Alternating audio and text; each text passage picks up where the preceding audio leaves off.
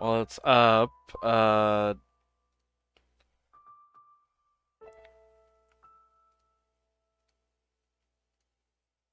Where I left off, we were in another flashback, maybe. Well, not a flashback. We were physically there, so I don't know if we were back in time again. Do you hear yourself? I guess. Bob, bob, bob, bob.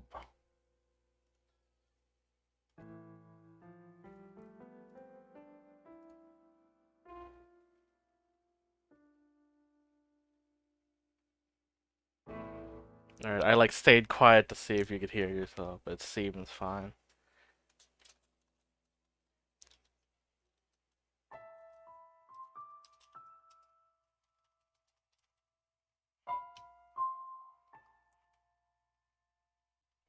Okay.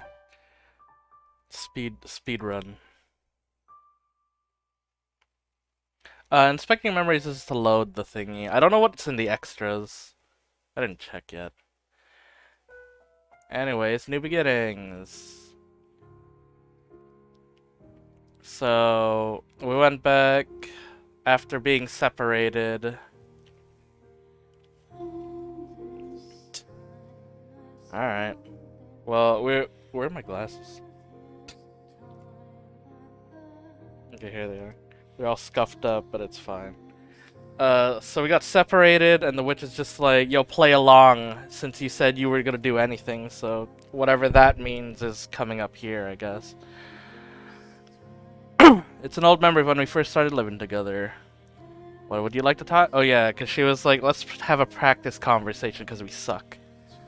What do you want to practice talking about? Each other? Nothing to say. Nah, let's not be rash. Could be anything. Things you like or don't like. Start with something small and insignificant. Does that serve any purpose? It does, yep. The more you know about someone, the closer you feel and the better friends you can become. Is that how it works? Now that that's out of the way, ask me something. Ask me anything and I'll gladly answer. Her eyes are light up like a child's. Is she really so eager to converse with me? I don't believe it. What's the matter? Ready for anything?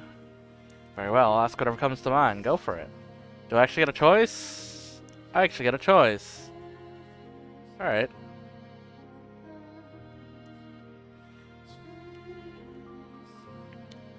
How old are you? Tell me about your family. No. What? What's your favorite color? Tell me your preferences. How very forward of you. What? My taste in men is the last thing I expected you to talk about, Master. I didn't specify people. No, don't fret the details. It's only natural to be curious, so let's make it about that. And that's the last thing I wanted to talk about. Alright, tell me about your first crush, Master. And I have to start. Never had one. What? No, I'm not buying it.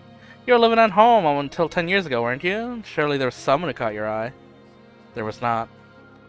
Not missing a beat. Oh, fine, then I'll go. My first crush was the son of a blacksmith. You missed the part where you ask what kind of guy was he. That's such a pain. Since you asked, he was a huge muscular fellow. So tall he would always hit his head on the doorway wherever he came out of the shop to trade. Oh. Nice beefy guys really are great, huh? Make your heart go all fluttery and tight. Wait, are you trying to imply I don't have a chance? Though, I think that was more of admiration than love. You know, the whole group of girls will get together and fawn over popular, good-looking guys. It was like that. So you're saying the buff bastard was popular? Yep. I wonder what love feels like. Never got the chance to find out before ending up like this. Hint, hint. Oh, sorry. I didn't mean to get all dark on you. Say whatever's on your mind. I don't deserve your consideration. It's my family that put you through all that after all. Perhaps it's my reticence that caused her to watch her step around me? Damn. I need to come up with something to say. When I was 14. Oh? You asked about my first crush. Ah, I knew you had one. So tell me what she was like. She was the daughter of a noble family. Her name was Amy. And she was a year older than me. Ah, love between nobility, a world only I can only imagine. It never went anywhere. What? You didn't try to woo her? You didn't shower her in presents? Were you by chance a late bloomer, master? She was my brother's fiance. Oh! I see. So it was love that could never be realized. That's sad. Not really. Besides, I don't feel anything for her anymore. What I felt then was just impulses. Guess that makes us both inexperienced. Suppose it does. Okay, I think that's enough of that. So it is. Oh no, okay, we get the other options.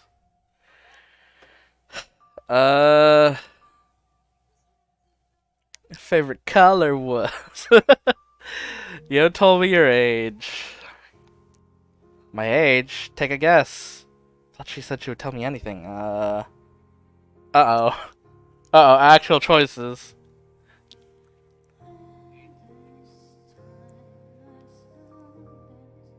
Let's just go with the youngest. I don't like this is the 1000s. So I mean 30 is like old. So it's 18 would be like middle, actually. So let's go middled. People die at like 30. I look like I'm still in my teens. Talk like like a young lady. Really, because I've been trying to act older. So how old are you? 20. I was born in the summer starting, so I'll be 21 soon. I'd like you to sing a song with me on my birthday. Not a chance. Oh, come on, have a heart, please. You just wait, I'll make you sing. Now it's your turn. How old are you, Master? As I recall, I should be 27 this year. Oh wow, you're much older than I expected. What did you expect? You are very metal, like I would expect of an older man. But every once in a while you give the impression of a teenage boy. For what it's worth, I meant that in a good way. For what it's worth. Monkey ass. Tell me about your family. You want to know about my family? We're pretty normal, I think. Not much interesting about us. We had been able to get our citizenship at the capital, but we weren't super rich or anything. In fact, it was because we were having money troubles that I ended up here. It's not easy for 3 women to make it on their own. You didn't have a father or brothers? No, we lost my father to the plague when I was young. And since then, it's been my mother, me, and my older sister. They're both bright, lively people. Our family motto is, a smile can make anything better. Maybe that explains why you still smile now, even after nearly succumbing to despair. Always kind of wanted some brothers, though. Men are more suited to physical labor, yes. Not quite what I was going for. I feel like, I don't know. The kind of things you would ask a brother and a sister for help for are different things. I'm not sure how to explain it. A guy with broad shoulders and muscular arms is someone you can look up to, for instance. Someone who looks like they'd always keep you safe. She's never been betrayed by family, it seems. She can't even imagine family hurting her. She has no idea that those closest to you, those who are supposed to care about you more than anything, can be your greatest enemy. That blood is a heavier chain than heavier than any chain. Heavier bond. I believe your brothers are still on your side. It's been so long, I don't even know if they are. I don't know what they think about me anymore. Sure, they're still your allies. You want to believe it too, right? You want to believe they're not enemies. Let's believe in them again together. Anything you want to believe, you should. Such a better way to look at the world than the other way. You have to be positive or one day you'll crack. Always remember to have faith so that doesn't happen. I don't understand. She's honest about her emotions in a way I simply cannot be. The exact opposite of me. Yet she could still read me. I don't get it. How could she understand me like that? It's like she can read my mind. If only I could tell her everything. Make it another page in our endless, mindless chatter. Get everything weighing down off my chest. Something the matter? You're cruel. What? I said you're cruel. Sorry, ignore me. In preparation for the day you can finally go back home, you're gonna have to stop being such a picky eater. Where'd that come from? Think about how terrible it would be if one day the day finally came and you went back to being sickly, weak, and emaciated. You won't be able to enjoy yourself. Still alright. You're doing okay. So let's try to keep you healthy. Do you like being here? Yeah, I love it here. Being with you, being able to talk with you like this. See, that I don't understand. What? Why not? I find it difficult to believe there exists any reason speaking with me would be anything but unpleasant. Are you so negative? Hush. Say that, for example, instead of me there was someone not so pessimistic here. You'd rather be talking to them, wouldn't you? I really do enjoy this, truly. I'll have to admit, my time down the village was, for the most part, delightful, but, how do I put this? Started realizing, yeah, I'm kind of forcing myself to fit that image. I'm trying to convince myself that that's okay. But somehow, when I'm here, there's none of that. Wonder why that is. I wouldn't know. Suppose he wouldn't. Oh, maybe I think of you as a kid now. Come again? Love talking to kids. What? Hey, don't give me that look. What I'm trying to say is, you're very sincere. You're not going to smile and then stab me in the back when I turn the other way. I can relax around you, which is nice. I see. Ah, you blushed, didn't ya? You're blushing, you adorable little thing. It's alright, you're allowed to fall for me. Okay. Hee hee. Is there any window in particular that you'd like to be thrown out of? No fun at all.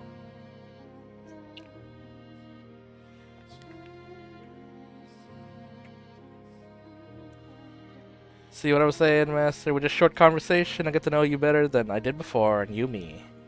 I mean, that's well and fine, but what do I do with the knowledge? You don't do anything with it. It's fine learning things you didn't know before. That's all there is. What happens when there's nothing left to learn? That's a day I don't think will ever come. People are always changing, growing, so there's no upper limit on what you can know about them. There's always something new to discover. Maybe we'll be here for many years, or maybe you'll be able to go home sooner than expected. But either way, I hope you can get to know each other until then. And of course, if you're open to it, doesn't have to end there. We can continue getting to know each other for years to come.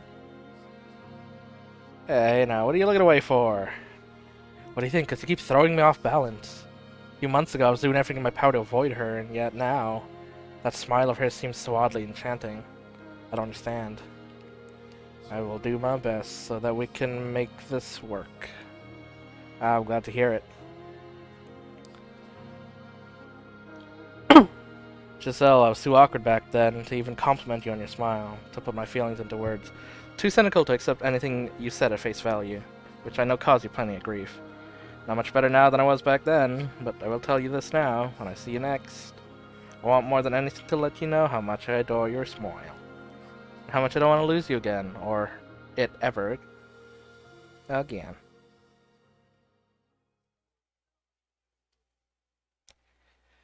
You must never reclaim your old selves. Become my loyal servants, always at my side. And curse them with me, my dears. Eternal suffering on all their souls. How about not? Why is it all bloody? Oh. I guess we're back in the realness. What is this called? Salvage still. Consciousness wavering like a ship at sea, slowly drawn to the surface. With each new breath, feeling gradually returns to my fingers. I could hear the pattering of rain somewhere and the sound of crackling fire. Creak, creak, creak, creak. Spits. Takes a moment to realize I'm in the very same spot I first awoke in. I don't know how I got here, but I'm sitting in the rocking chair hunched forward. Head feels like someone filled it with rocks, and I'm having difficulty focusing. My joints are creaking, and I feel like I'm gonna vomit. A suffocating odor hangs over the room. Why is that? Giselle. Giselle? Everything comes back to me at once. That's right, I watched Morgana kidnap her. Watched the witch drag her into the darkness, unable to reach her hand. Where are you, Morgana? I know you're there, cackling as you look down on me. Say something, will ya? I will find you, and I will take her back. What on earth? There's a pool of liquid at my feet, rising just short of my ankles. It's sticky and uncomfortable feeling. Uncomfortably warm. Every step I take makes splash noises.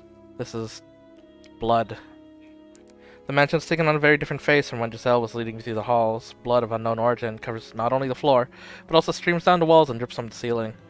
Speechless as I below the dreadful scene. Every breath I take smells and tastes of rust.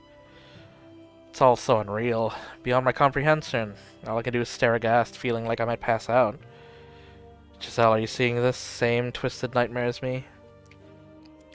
An image of floating alone in the vast sea of blood flashes before my mind. The vision kicks me into motion. I promise I'll come back for you. So please just hang in there a little longer. I begin walking, or more accurately dragging my heavy feet forward. Constant splash of blood against my ankles grates at my already taut nerves. Regina told me to find a way to her, and I can only think of one place she would be. She and Giselle must be there. I'm assuming the tower. Yeah, here's the chapel. Stained glass window is splattered with blood too. Creates trails like streams of tears running down the Archangel's face. I give the window a brief glance before making my way to the door leading to the observation tower. However, I want it open. Shouldn't be a lock. So why? Luscious black chains seal the metal door. Can recall no such obstruction present during either my life or my time there hereafter. What on earth is going on with the house? That's not important right now. What matters is making it through the door. Damn it. I push and pull, but the chains won't give an inch. They feel sturdy, enough that I couldn't probably cut them on my own. There has to be some other way. I consider giving up here and scouring the rest of the house, but I'm convinced the tower is my best chance. The fact that it's sealed now, when it hadn't been before, feels like a challenge more than a deterrent. Trace the length of chain with my hand, and it finds it ends at a particular-looking lock, which has several chains been fed. There are 3 keyholes. We're gonna fashion a custom lock for this. Need to find 3 keys to open the door, then. But I have no idea where to search. I lived here for more than 10 years, and yet it feels like I stepped into a strange land. It's not the same house, though. Searching blindly is gonna waste time. The longer I take, the more danger she's in. I met someone before who had a key. Yeah, it was the Shadowman. It was before I had reclaimed myself, when I explored the mansion alone. Think, Mikhail, who was it? The painting. Who's the Shadowman gonna be? We still don't know.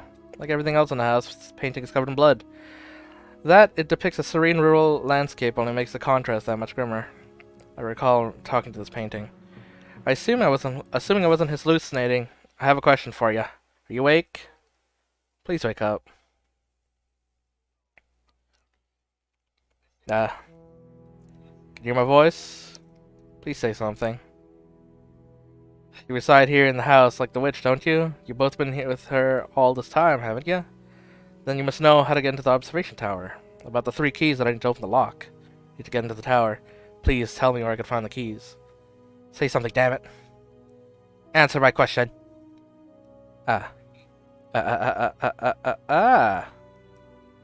Oh, yeah, someone there. What? What's the matter? I feel kind of strange. Did the witch do something to me? Please get a hold of yourself. Everything's all red. I can't stand. I don't remember using that color. I reach my hand up to try and wipe the blood off the canvas as possible, but I can't even smear it with my sleeve, let alone get it off. You're wasting your time, but it's the thought that counts. Yeah, anyway, you have to add a question for me. God, I'm listening. Guess the painting isn't on the witch side, then. The door to the observation tower's been locked. Need to get the 3 keys, I think. That's my assumption, since the lock had 3 holes. Do you know of such keys? If so, could you tell me where they might be? Keys. Keys. Please stay with me. You're the only one I can ask for help. I'm guessing this is probably probably in some way connected to her past. You know, the events the witch is always cursing about. What happened between her and those 3 men? What happened? Oh yeah, the story. That we saw briefly in the mirror, I think. Where it was like, they had locked her in there, and then they were like, oh shit, dude, we gotta hide the body. And the other 2 were like, what the fuck are you doing? Alright. The keys are probably where the three of them, the three shadows, you have seen them. 3 men, 3 shadows, find them. And you'll probably find the keys too. But watch yourself. They aren't likely to trust you easily. The depths of their sins grow greater the farther you go. Visit them in order. In order. The first one probably won't be a problem. So tell me something. You're Mikkel, aren't you? What? Wanted to apologize to you for so long. What? Are you my brother? Wait, what? What do you mean? Do you know me? Did ya? What do you want to apologize for? Tell me, please. Could you be... But why? How? But everything else... Oh, actually, no, you know what? That's probably Dad, then. Stinky. I'm gonna need to visit this painting again, I guess, but I have other things to do now. Painting gave a hint about where they could be. I don't know about this past. Morgana has 3 men. What?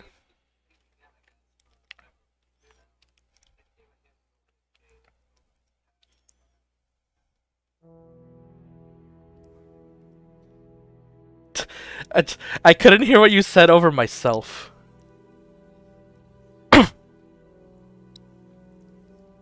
Yeah. Alright, so...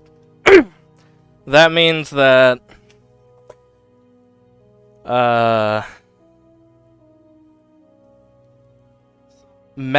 Mel... Then, yeah, Yukimasu, and then Jacopo are the reincarnations of, like, the 3 dudes. Okay. Understood. Never asked her about herself, so maybe I'm gonna end up having to do more than simply take Giselle back. My involvement with the witch caused us to be swept up into a twisted maelstrom of fate. Yes, it has. Penny said to visit him in order. I assume he was referring to the order I entered the 3 doors. Alright, so first the Rose Garden, then.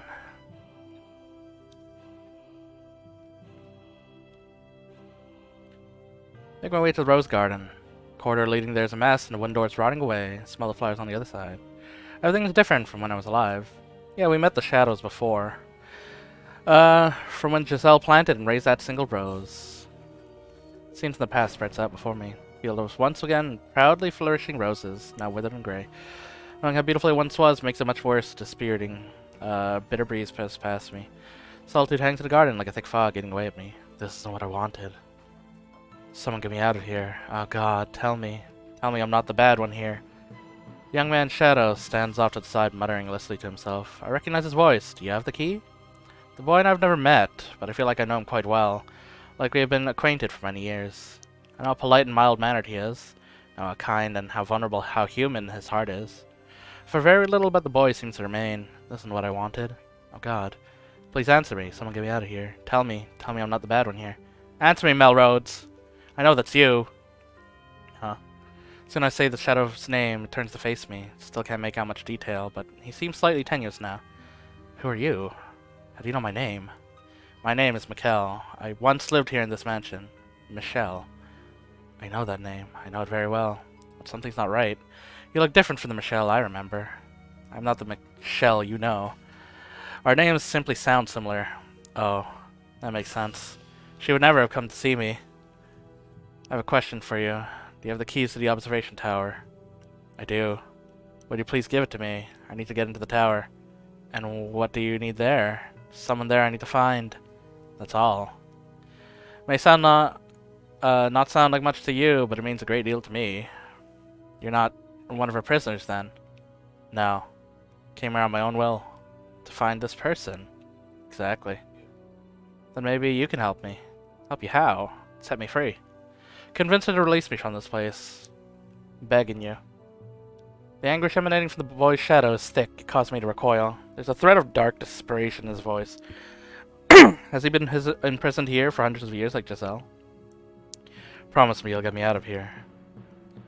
Am I even equipped to judge whether this is a good decision or not? All I know of him is that his time in the mansion is the era of roses.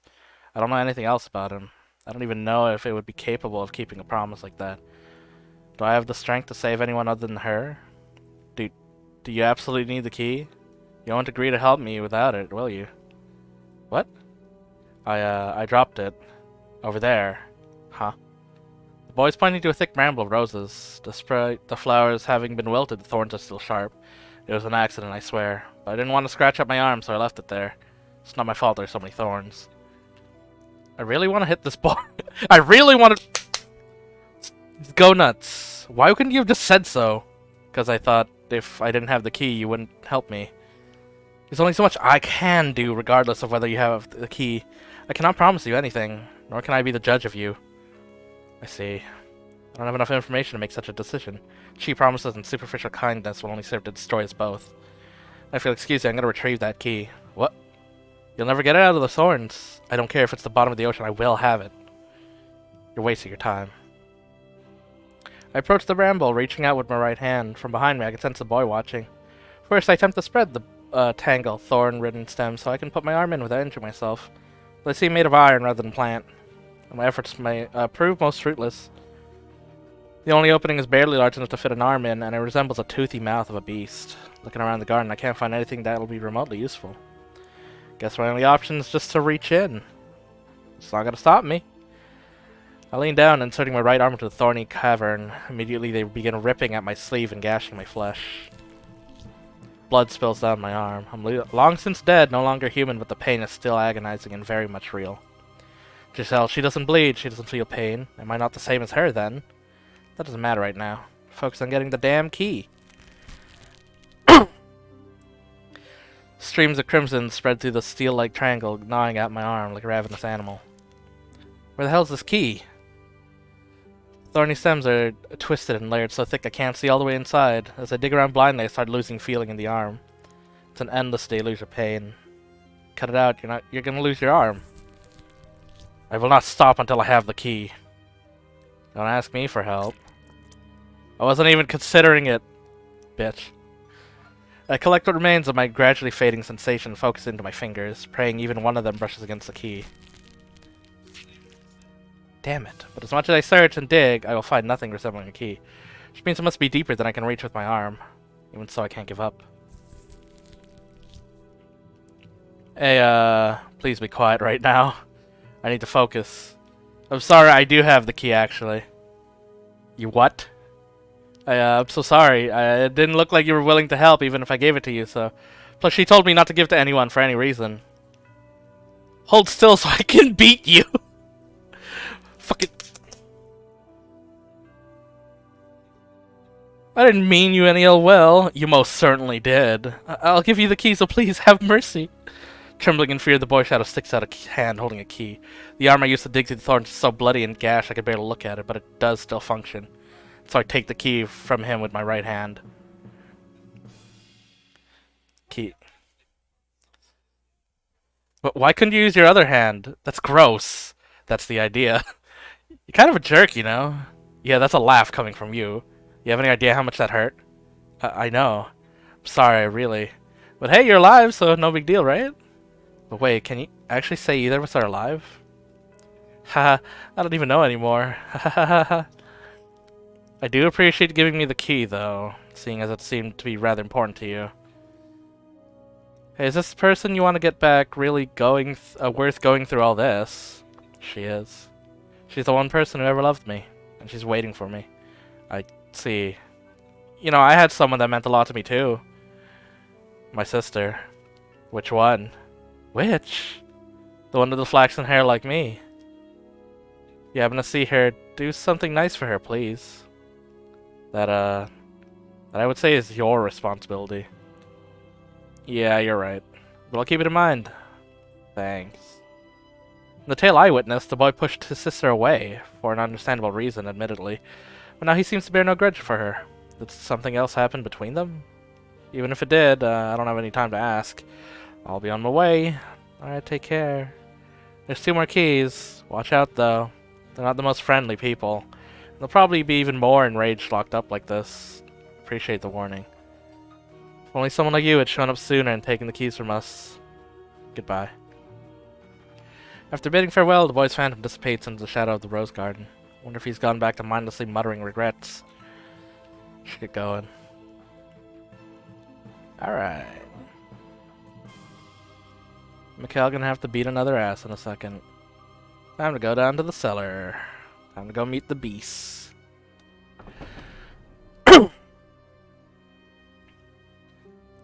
I descend stairs, opening the cellar door. The first time I visited here, the room smelled of blood was nearly suffocating. Now the entire house reeks of it, and I'm starting to go numb to the odor. There's no one here. Am I in the wrong place? I began exploring the cellar, hoping to find the key hidden away or abandoned somewhere. As I reached my hand to investigate an area, shadow leaps out of the thick darkness. It's so swift I have no time to react. My body freezes up in place.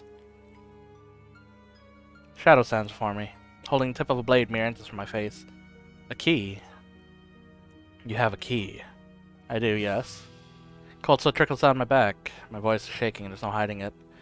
Shade appears glaring at me, though I cannot make out its face. After a few seconds, it withdraws its blade. Let me see it. Boy's key. Did he give it to you? In the Rose Garden? Yes. Are you two acquaintances? How could that be, though? You were from a completely different era and country. Who are you? Never mind. Who are you is irrelevant to me. Are you human too? Are you human now? If you are speaking of my nature, then no is the only answer I can give you. You didn't kill me, though. If you wanted to, you could easily skewer me where I stand. If that's what you want, I'll be happy to oblige. What did you come here for? For your key? Came to ask if you would give it to me. You mean to open that door? I need to get in the tower, yes. I see. Take it. Da-da-da-da. Man, Shadow tosses the key at my feet. Not quite sure what to think. I didn't expect him to give it up so readily. What, take it? I won't stab you in the back while you're bending over. I thought you were supposed to hold it onto this at all costs. I no longer have any reason to guard that key. In the past, I might have severed your head from your shoulders the moment you mentioned it, though. What point in the past? That's a question I wish I knew the answer to. Hey, do you know why I'm here? Where this place is, when it is, why I can't get out here, what's happened to me? Tell me! I have no idea what's going on. Not a single goddamn idea. Neither do I. Get out. Take the key and get out of here. Get out! Can't bring myself to say anything to the enraged Satyr, I follow his command, picking up the key and departing the cellar. Easy peasy. Thought I was dead for a second. This makes two, though. What could have happened between these people? Anything mentioned a past with them, and Morgana spent of the wicked men she cursed. Does that mean they did something awful to earn Morgana's spite? Right now, though, I must push onward. Not mistaken, the final key should be in that room. The room with the billiards table? What is a billiards, anyway? I should get moving. Understandable.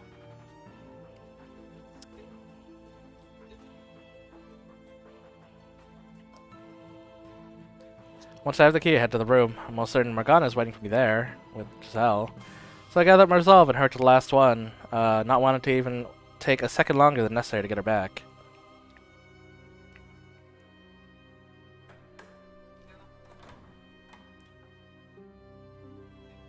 Can hardly believe my eyes when I step into the den. In the middle of the room is a large rectangular table, several balls hold across the surface, and perched on one corner, looking down at the floor, is her. Giselle. Giselle. The question of why she's here never crossed my mind. All I feel is elation to see her once more. There's no room for anything else in my head. I run over to her and put my hand on her shoulder. Thank goodness you're alright. Turn her towards me. What? What? Giselle? Giselle? Shake her, causing her head to droop liftlessly.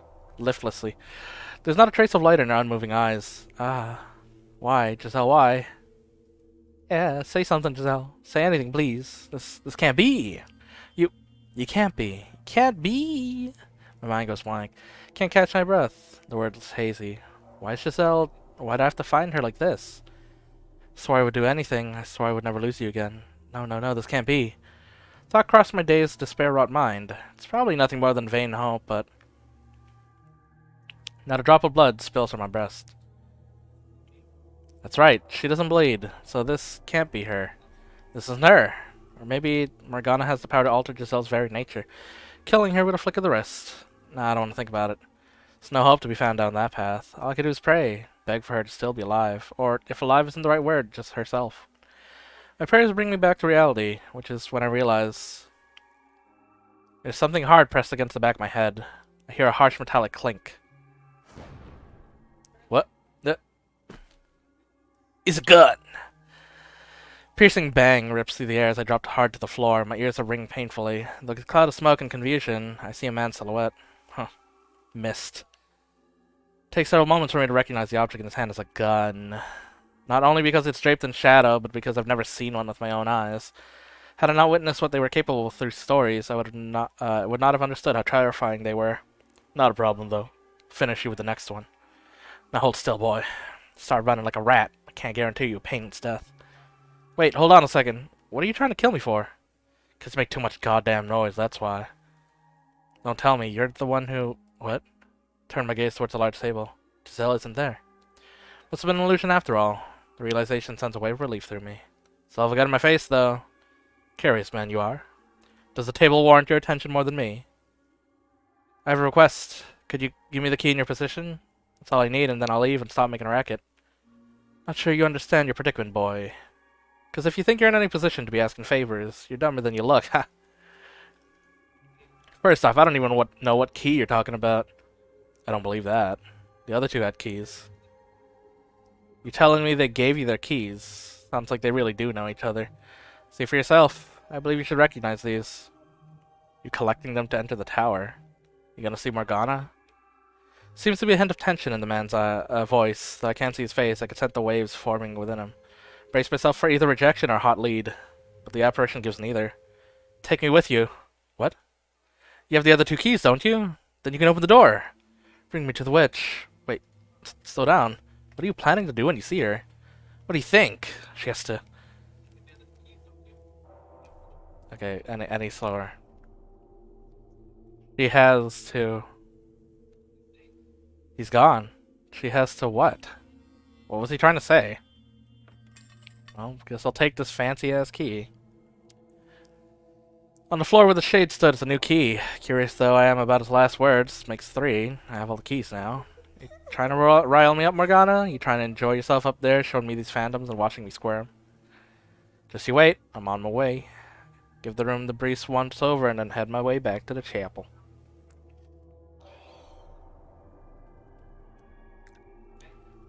Back at the door. 1, 2, 3. Keys fit perfectly in the openings of the lock. When I insert the last one, it clicks open.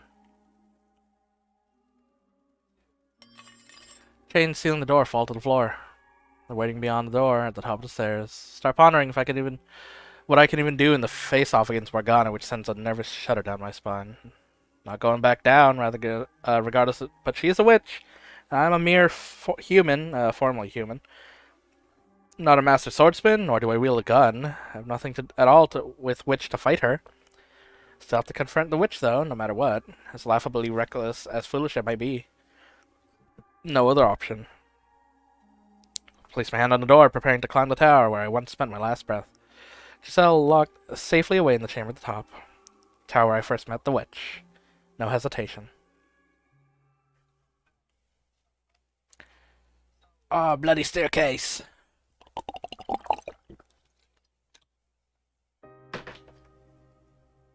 Ah. Hiss, hiss. Sound of blood streaming down the stairs echoes off the stone wall. Though I begin to grow numb to the house's otherworldly ornamentations, the sight of its unseemly endless river of blood flowing down the staircase sends a chill through me. Every step I make makes a splat, splat noise. When I reach the window, I look out to see a churning red-black fog. Now this brings me back. You climbing these stairs alone, just like old times. Morgana. I waited so long for someone like you to show up. Someone with enough to spare to resurrect me. Give her back. But now I don't see it in you. I don't feel one bit of intense hopelessness anymore. Give her back. And here I had thought that we could cut from the same cloth. Morgana. Yes, I'll give her back. If you can make it to me without losing yourself. I will not give up. Doesn't matter what you do. Huh. Looking up, I can see how far the stairs extend. It's just a gaping black abyss. So I have no way of knowing for sure when I'm getting any closer. Around and around and around and around. Beneath me the blood, the river traces the same path in reverse. Started to wonder if the staircase even does end. If I'm not just eternally retracing my own steps. But I continue climbing regardless. That's all I can do. Put one foot in front of the other and hope I make it to the top. Morgana. What is this place? What did you do to it? What is it? Why, it's the mansion you lived in for a decade, of course. You look at this and tell me it's the same house. What's with the blood everywhere? The three shadows. Now, my dear, no need to raise your voice. And you're being impolite, one question at a time. Answer me. What is this place? It's immaterial. Even if I were to give you an answer you found satisfying, what would the knowledge do for you? Your objective is to reach the top of the stairs and rescue Giselle. Nothing more, nothing less, right? Or by chance have you taken interest in me? Despite never wanting asking about myself before. My gut tells me that without knowing what this place is, without even the briefest glimpse of its nature, I won't be able to safely get her back. Without knowing what I'm up against, I don't stand a chance. Please tell me about the mansion, Morgana. About yourself. What are you, Morgana? A witch? No, that's not what I'm asking. Why do you have the powers you do? What are you? Yeah, I get it. Humans feel the need to attach names to things and phenomena they don't understand. I understand that feeling well. Which is why I'm sure you'll be disappointed when I reveal the truth. What do you mean? What I mean is I'm an ordinary human. That's not possible. You expect me to believe a human created the solution. Then you say I'm a magician or a wizard you might see in a fairy tale. I would believe that, over you being human. Think back then, would ya? Recall our time together. Did I ever once use magic? Did I control fire or wind? Did I create illusions? Nope, I did none of that. 'Cause I could not. To you when you were alive, I suppose you could say I was not but a simple ghost. Rather mischievous, but otherwise powerless spirit. And I was nothing more than those three men, either. The witch Morgana was never anything but a wretched phantom haunting this old mansion. But then how do you explain this? Mikkel, my dear, we're not the same beings we once were. We're different than we were in the realm of light, the air of the living. Figured that much out, haven't you? That you're already dead. Yes, I know. Now couldn't possibly be alive, yet you still view the world through the lens of the living. Make no effort to see the land of the dead. Tell me, why would you think that the realm of the living and dead are the same? Though the words behind the worlds behind these doors were so vibrant, the mansion itself had never had any color. They were the memories of the past, of the land of the living. Times forever lost to us. Our lives have already come to an end, my dear. Every last soul within these walls is dead. This is the world that lies beyond the end. It's my world. This is the afterlife. I get caught up in the minutia. None of us has a future, so what reason is there for you to desperately obsess over getting Giselle back? Just like you, she's long since dead. She's a walking corpse. It's nothing I didn't already know, but hearing her say it is like a kick to the gut. Dead or alive, she lives on within this house, and my spirit has found its way back too. Why then should I not wish for her to have a future, no matter what form it takes, no matter if my choices erase her from the world entirely? Having seen what lies beyond the door of her heart, what happened in those hundreds of years, can never let her remain here with you, trapped in a world bereft of light, drifting aimlessly for all eternity. Ah, so you feel determined. You so determined you feel the need to raise your voice, but you're not going to budge on the point. I see. I ask you again, Morgana. Tell me about yourself. How did you become a witch? How did you end up attached to this house? I want to hear your story. You honestly want to know about me? I do now, yes. But not for me, for her, right? Don't be shy now, it's the truth, isn't it? Besides, if you did say it was for me, not her, I might die of laughter. As you wish. You've seen many tales of people living lives since arriving here, now you see mine. I ask you, will you writhe in despair with me? Will you endure maddening agony for me? Will you know pain enough to make you howl? Will you face despair again and again and again? As I said before, if that is what you want of me. Let me tell you something though, my dear. It will not be easy to watch as you imagine. Now that you've reclaimed yourself, you'll be able to feel all my pain as if it were your own, to resonate with it. Resonate with it? You no longer have your little guardian with you either. A guardian? She was always protecting me. Heh. You'll have a wonderful time, I'm sure. It's a tale that could only take place in the era of miracles and spirituality. Wondrous and weird, senseless and stupid, hopelessly tragic. Will you watch it with me? Man, I'm sure I don't have much of a choice. As soon as the final words leave her mouth, I'm engulfed in darkness, not even given a moment to brace myself. Tower stairs crumble beneath me, my feet have nowhere to go. As I'm being battered by a roaring blood river, my consciousness melts with another. Spooky. Oh hey, it's a nun.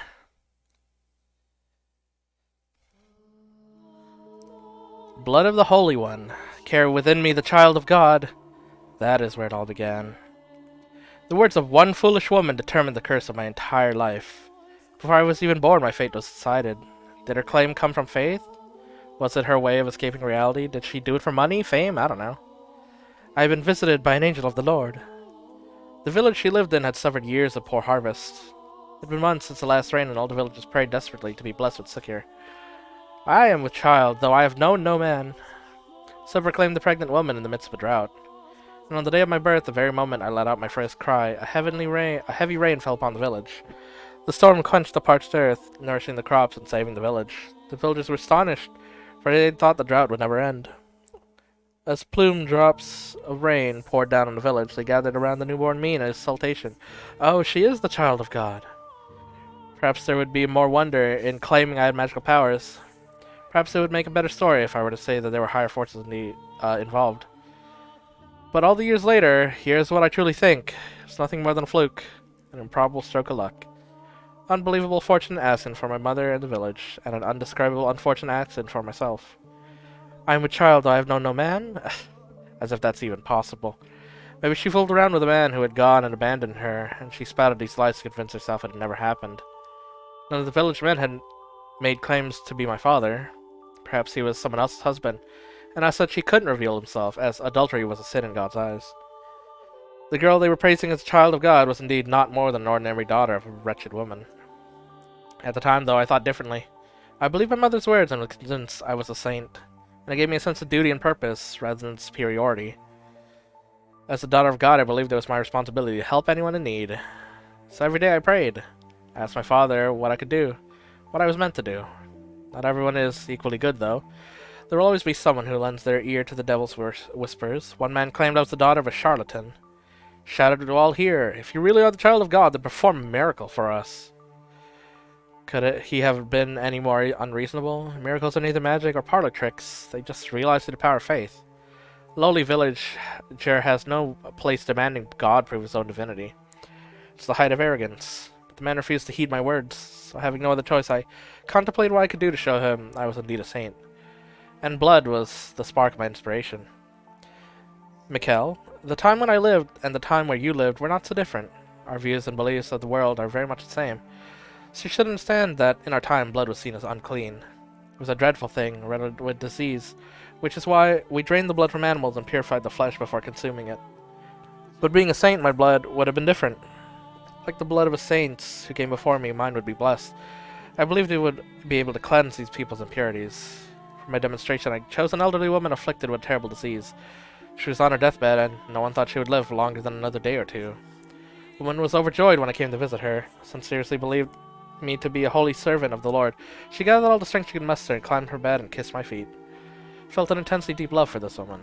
Placing my hands on her cheeks, I said with all kindness in my heart, "My beloved sister, partake of my blood."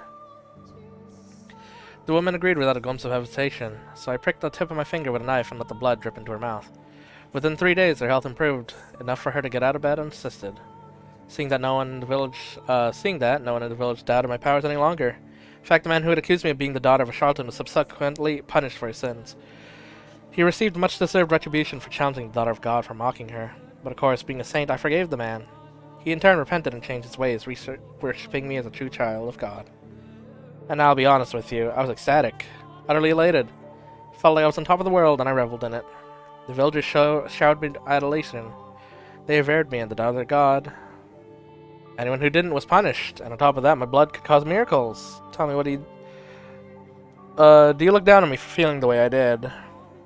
The actual child of God would never let herself be consumed by such base emotions, would she? But if you give me a chance, I would like to explain myself. I was but a young girl at the time, and to a child, her mother is the world. Anything she says is the absolute truth. So when Mom claimed so happened to coincidentally with a lucky miracle, my young mind was set in stone. I was a saint. My blood could heal the sick, and nothing would convince me otherwise. After all, I was just a girl of the age of 6. It's not my place to decide whether my blood truly had miraculous powers or not. If you think it did, then it did, and if you think it was all happenstance, then it was so.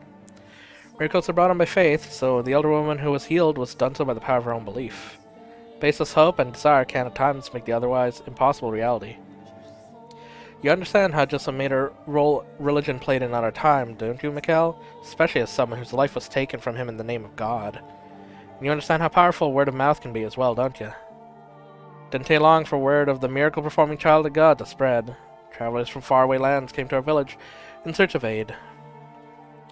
Driven by a mixture of elation and duty, I gave my blessing unto every pilgrim who sought them. I gave them my blood, yes. My young hands were perpetually covered in wounds. Running out of skin on my fingers, I cut down my hands and my palms and my wrists. Before long, they had all turned swollen, carved up, black and red horrors, and so I kept them wrapped in cloth at all times. The only time I uncovered them was to give blood to those who sought it. My lacerated hands were in certain times gruesome and unsightly, but the believers who came to see them all wept at my selfless sacrifice, and so I came to cherish these wounds. There were some for whom no miracles took place, but whenever that would happen, the villagers would come out and say, "The daughter of God is not to blame, you simply lacked sufficient faith." Thus, such incidents had no negative effects on my reputation. For 3 years, I continued doing this out of blessing. One day, while I was offering prayer, my mother let slip her discontent. Why must you hand out miracles for nothing? Why must you give strangers grace? We should be getting compensated. We deserve remuneration. If we charged just a little for each blessing, we could get by living more comfortably. I was dumbfounded. How could the mother of a saint say such things?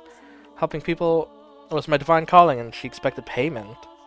I nearly wept hearing my mother preoccupied with such worldly desires. So I explained to her how important this work was. I taught her we were not to covet wealth. We were to dedicate our lives to the service of our fellow man. You're right, my dear saint, she said, understanding, and I believed her. I fell asleep that night, truly convinced she understood there'd be no problem. But the next day, I was sold off. Men I had never seen before carried me by the arms and tossed me into a carriage. Confused and panicked, stuck my head out searching for my mother. Off in the shadow of the house, I saw her with a strange man, accepting a bag of coins. Carriage rocked back and forth as it rolled down a dirty road. Shaking and bouncing within, I struggled with overwhelming grief and despair. It was the first time in my life I had felt such powerful emotion. I didn't know what I felt so much despair over, though. Obviously, it was over my present predicament, but I wasn't sure about what about it hurt the most. Was it that I'd been pawned off as a slave? Was it in my mother, the mother of a saint, had been blinded by money? Was it that the villagers had watched in silence as a disciple of the Lord was thrown in the carriage? Or was it that I, a daughter of God, lamented my misfortune with a mortal? Like a mortal, I decided it was a trial. My father, the Lord God, was testing my worthiness of being his daughter, so I took back my urge to cry and sat there in silent contemplation. For almost 3 weeks was I rocked in that carriage. The coachman treated me well enough, but I'm certain it was only because he didn't want his precious cargo dying before he was delivered. He did not by any means think me the child of God. 3rd week, the carriage arrived in a city. It's much larger than the village I'd grown up in, with many more people crowding the streets. Something about that felt different. They all spoke in a tongue foreign to me, which is when I realized I was far, far away from home. I was delivered to a lavishly decorated mansion of the region's lord. Brightly colored flowers bloomed from the garden as guests laughed and ate extravagant meals. In addition to them, there were probably 4 times as many slaves moving around the grounds. Getting a range of looks from everyone we passed, from smartly dressed men to scrawny, emaciated servants, I was led to the Lord's chambers. The Lord was surrounded by beautiful women. Perhaps they were slaves, or perhaps they were prostitutes, I couldn't tell. Among them were some girls hardly older than me. They all wore a thin swath of clothes, barely covering themselves at all. The Lord looked me up and down and with a laugh said, "Welcome, daughter of God. You'll be performing miracles for me from now on." "Miracles are not something performed for one single person's benefit," I replied, shocked and furious he had said something so utterly blasphemous. In response he said, "I bought you. You're my property. You have no right to an opinion." But I would not have it. I entreated him to give his indulgent lifestyle up and devote himself to the service of the Lord. But the more I pleaded, the deeper the creases on his face grew. Thinking back on it now, it was hardly surprising. A 9-year-old girl was scolding a powerful man in the region. the most powerful man in the region. I believed it was my duty and that I was doing what was right, but he surely saw it as incredible arrogance. So the Lord forced his will upon me, bound my hands and feet, and cut me without permission, filling a goblet of my blood and passing it around to his guests. Saint's blood and good fortune to all. That was when I realized the Lord was only interested in the approval of others. He reveled in envy as he pranced about showing off his curious new toy, me. He didn't need my miracles. Neither he nor any of the guests were affiliated with afflicted with disease or misfortune. They were all really richly blessed. Every time he threw a banquet, he drained me of blood. It became nearly impossible to find a spot on either my arms that wasn't swollen, reddish, black gash. And soon, because my arms weren't providing enough blood, he started to cut my legs. I lived in a haze of half-consciousness. Honestly, I'm amazed it didn't kill me, though perhaps the Lord was simply taking care not to take more than my body could spare. Watching the wealthy partygoers laugh and sip my blood through bleary eyes, another wave of despair came over me. My miracles, my blood, were not meant to be an appetizer to a feast. They're meant for the sick and the poor. But despite my wishes, the Lord persisted to squeeze me dry day after day for his own enjoyment. For a while I was convinced it was all God's test, that it was part of his plan for me, his daughter. That I could make it through the trial, I'd be allowed to go back to helping people. That man would celebrate my success, envy me, and worship me. That sinners would face punishment. The divine retribution would be delivered unto all who had wronged me, a saint. With each passing day, my spirit grew more twisted. Would anyone believe the scared and bloody girl tied up on the floor of the banquet was a saint? Unlikely. This was no charitable gathering, but an unholy Sabbat. Perhaps it was caused by my corrupted spirit. Maybe it was my heart crying for help. Or maybe it was the devil giving me my witch's mark. But no matter what the cause, during one of the bloody banquets, I underwent a transformation. I was half-conscious, as usual, when one of the guests pointed at me and shouted something. His face went pale, as if he were afraid, which I found curious. The Lord then approached me, grabbing me by my hair and lifting my head. He yelled something, but I was too far gone to make out what he was saying. Suddenly I found myself released from my bonds, but my body had grown so weak from being tied so long I didn't have the strength to hold myself up and collapsed. I was trying to figure out what was happening when the Lord drew a sword and raised it high above his head. His words in the moment reached me with perfect clarity. You're a damned witch wearing a saint's skin. A witch? Why was he calling me a witch? I was the holy daughter of God. I had certainly never made a pact with the devil. What could have given him that idea? What was in store for me now? Had God performed some kind of miracle for him? Dozens thoughts and questions flowed through my mind as death hung over me. Couldn't comprehend anything, so I didn't feel fear or anger at my pending death. Simply curious. What had happened to me? Before I had a chance to find that answer, the Lord swung down his blade.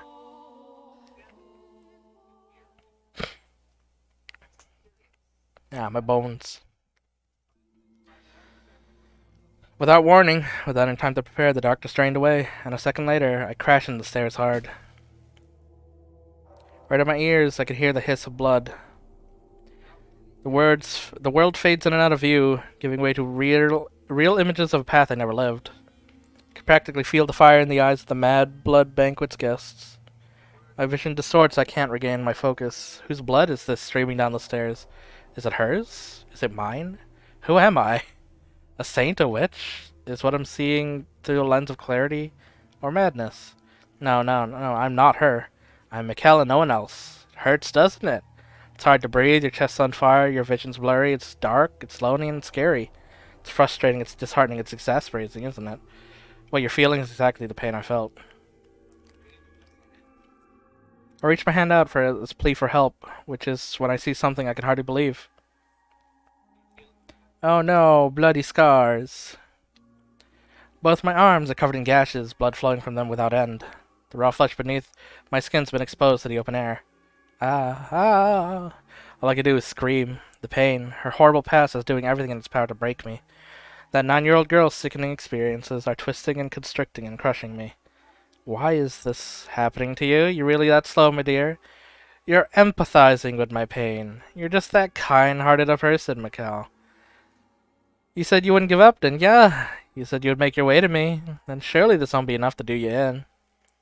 Of course it won't. Ha.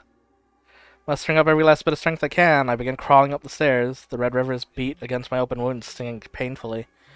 The simple act of lifting my arms and legs is almost unbearably agonizing. the blood dripping from my lacerated arms mixed with the blood already soaking the tower. So this is the pain Morgana suffered. Do you despise everyone, Morgana? Did your resentment at your mother's betrayal, at the people who came seeking your blood, at the Lord who took your life, turn into hatred for all mankind? Your perception of me is still incorrect, Mikkel. My grudge is only against a select few. Think about it, my dear. Of the 1,000 million billions of people on this planet, my world is comprised of but a minuscule fraction. Hatred of all mankind? No. What I feel is not so nearly nebulous. Although if I had died still believing I was a saint, maybe I wouldn't have such a well-defined mission. You're saying the Lord didn't kill you? Oh, you actually thought that was the end of my tale? Ha ha. Despite all your big talk, you're afraid of having to suffer through more of that, aren't you? But you're the one who said you wouldn't give in, so go on. Know my pain. Without losing your mind. Okay. Okay. I mean, we still have to get to the whole locked in the tower part. Ick! Once again, my surroundings crumble. I have no say, I have no chance to object before I'm dragged back to that repulsive banquet. I reach out, stretching my hand as far as I can reach, but all I grab is darkness. My bloody body sinks back into the abyss. The pain becomes more than just a memory, eroding away my consciousness.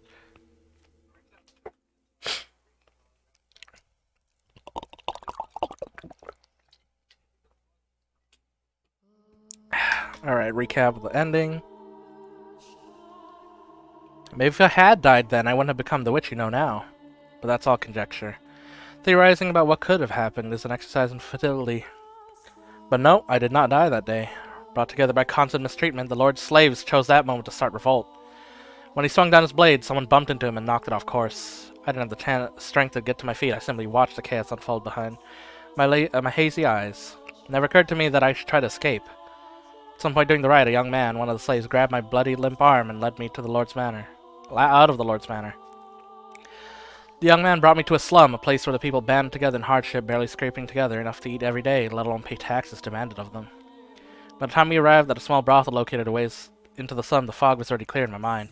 I knew where we were, and I feel the gaze of those scantily clothed women. I trembled. In a sense, I was possibly the most frightened I'd ever been in my life, despite everything else I'd been through. The idea that I had fallen so far, I would have to become a prostitute scared me to death. After all, I was a saint, and saints were supposed to retain their purity. Spreading my legs for any man who gave me coin would shatter my identity. As all that was going in my mind, I probably shouted no in protest, because the slave gave me an exasperated look and told me he hadn't brought me here to become a prostitute. He said he knew someone here, someone he could trust, and would give me a room. I had trouble believing him, though. Couldn't trust the word of a prostitute, someone who valued money more than her body. It was all a trap, I was sure. One day they would tell me I had to work. Nothing he said would convince me otherwise. Apparently sensing my mistrust, the slave gave an apologetic frown and handed me a mirror, saying, "Even if I did, you couldn't get away any work looking like that." Couldn't believe what I saw. Couldn't believe my face. Had to be an illusion. There was no way. That was not the face of a saint. Couldn't be. It wasn't real. It wasn't possible. Patches of skin had fallen off my face, exposing raw red flesh beneath. Looked quite similar to what had been done to my arms and legs, except my face had never been cut before. Looking at myself in the mirror, even I doubted my own sainthood. Thinking my reflection was a hellish abomination. It was the twisted face of a witch, and although I was shocked by what I saw, at the same time it answered several lingering questions. Explained why the Lord and his guests had panicked at the sight of me, and it also explained why he had said I was a witch wearing a saint's skin. Over the course of a dozen banquets I had participated in, my face must have mutated, twisted into an ugly, sickening, monstrous thing. Sight of what had become sapped the last bit of willpower from me. Not because I was particularly fond of my face or thought myself a special beauty, but because it crushed me to see everything saintly away from me crumble away. Test from God or otherwise, I didn't have the strength to attempt to overcome it. Deciding I'd rather be dead than struggle any longer, I begged the slave to kill me. Taking one's own life was a sin. If I did that, I would not be able to return to my father's side. I wanted to ask him why I'd been put through such tribulation. But the young man refused. He said, completely missing my intention, that if I persevered, good fortune would eventually find me. Said that if I lived on, I would eventually find my chance to get my payback. I had no such worldly concerns, though. But if no one would take my life, then I had no choice but to live. I despised life at the brothel. The men who came to buy their service were disgusting buffoons, kind of people who would think they could deceive God. And the women fawning over them were just as repulsive. That said, I had nowhere else to go, which meant I was forced to suffer that sickening place. But by the time a year or so had passed, my feeling about it had changed. The women at the brothel took good care of me, treating me like a sister. At first it was just irritating. I was a saint. How could a saint have prostitutes for sisters? But over time, I got to know them better, and grew to appreciate their circumstance and hardship. Despite barely having enough money to put food on the table, whenever they had to spare, they would use it to purchase medicine. Ointments to apply to my arms, legs, and face. And as a result of their generosity, my arms and legs started looking almost human. But nothing had any effect on my face. Occasionally the slave would drop in to check on me. The other men thought me ghastly and wouldn't go anywhere near me, but he was different. And every time he visited, he would say, "One day I'll show you the world." To tell you the truth, I was beginning to grow attached to it all. My time at the brothel was probably, all things considered, one of the brighter chapters in my life. There, I was neither saint nor witch, but just an ordinary human girl. First time I felt for my life, like my life had meaning beyond the assumed divine purpose. I was even beginning to feel kind of happy. And with each passing day, my intractable worldview was gaining a little flexibility. Perhaps I could perform miracles, but that didn't necessarily mean I had to be a daughter of God or a saint. Maybe I was just a regular person who happened to possess a neutral ability.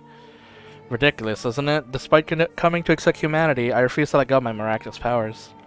They were the last thing protecting me from what I thought of as myself. But to me at the time, it was a very dramatic change of heart. 3 years after the revolt at the Lord's Manor, I had my 12th birthday, for which they threw a little dinner party. The women all pitched in, baked me treats, and the young slave man was there too. I was happy. Thought life could continue like this. I was fine not going back to being a saint. But for some reason, happiness always seems to slip away as soon as you got it in your hands. No one sincerely wants to lose it, so why must they? Certainly didn't mind not being miserable. Let me tell you what happened that night. On the night of my birthday celebration, bandits attacked the brothel. Bandits were hardly a rarity at the time, so everyone was always on the lookout, and we never went out at night. They wouldn't stop at robbing you either. They were armed with blades and would frequently kill their targets if necessary. But cautious as we were helpless against a direct raid. Brothel fell into panic, and screams echoed in the night. The customers were carved up and left for dead. The women were bound and stowed away to be sold. My peaceful world was shattered in an instant. The next thing I knew, I was some slave trader's merchandise.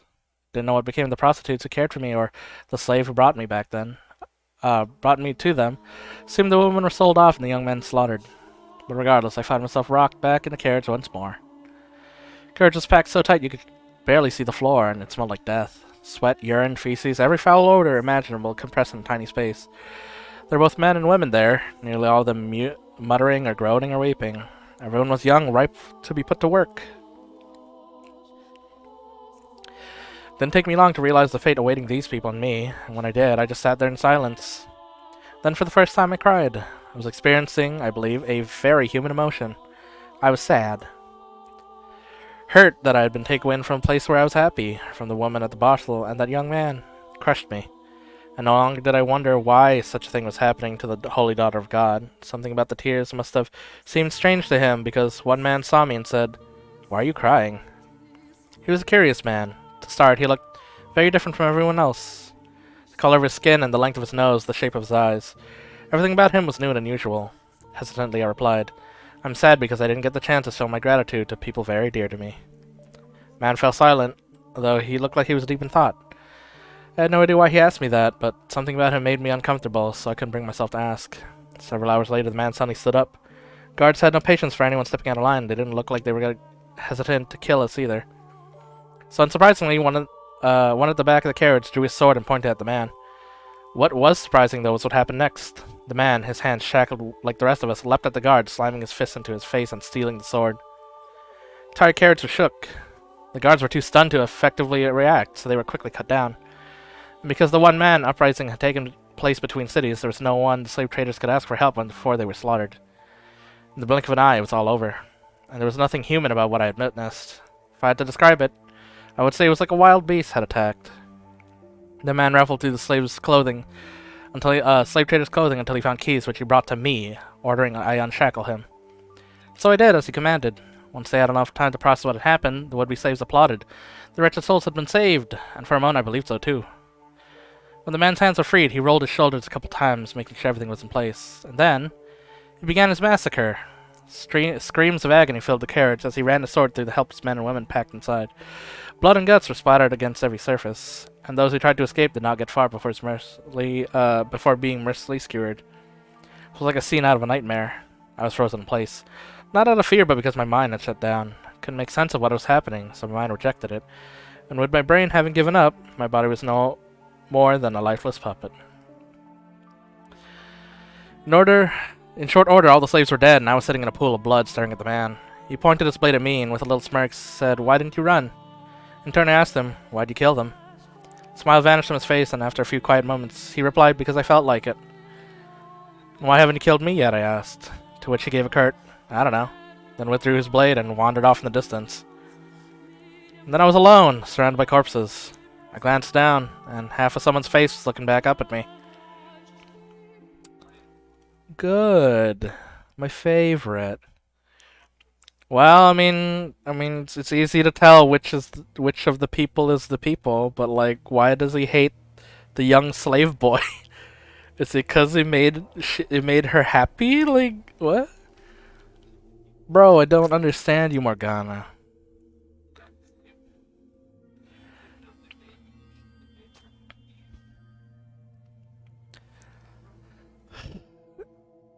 Morgana, please.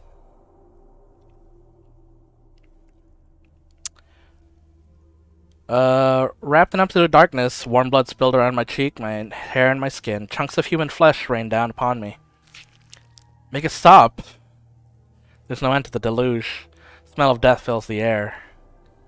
I'm struck with a wave of nausea so strong I can't hold back the contents of my stomach. But when my mouth opens to vomit, blood pours out of it. Ew. Ew, stinky.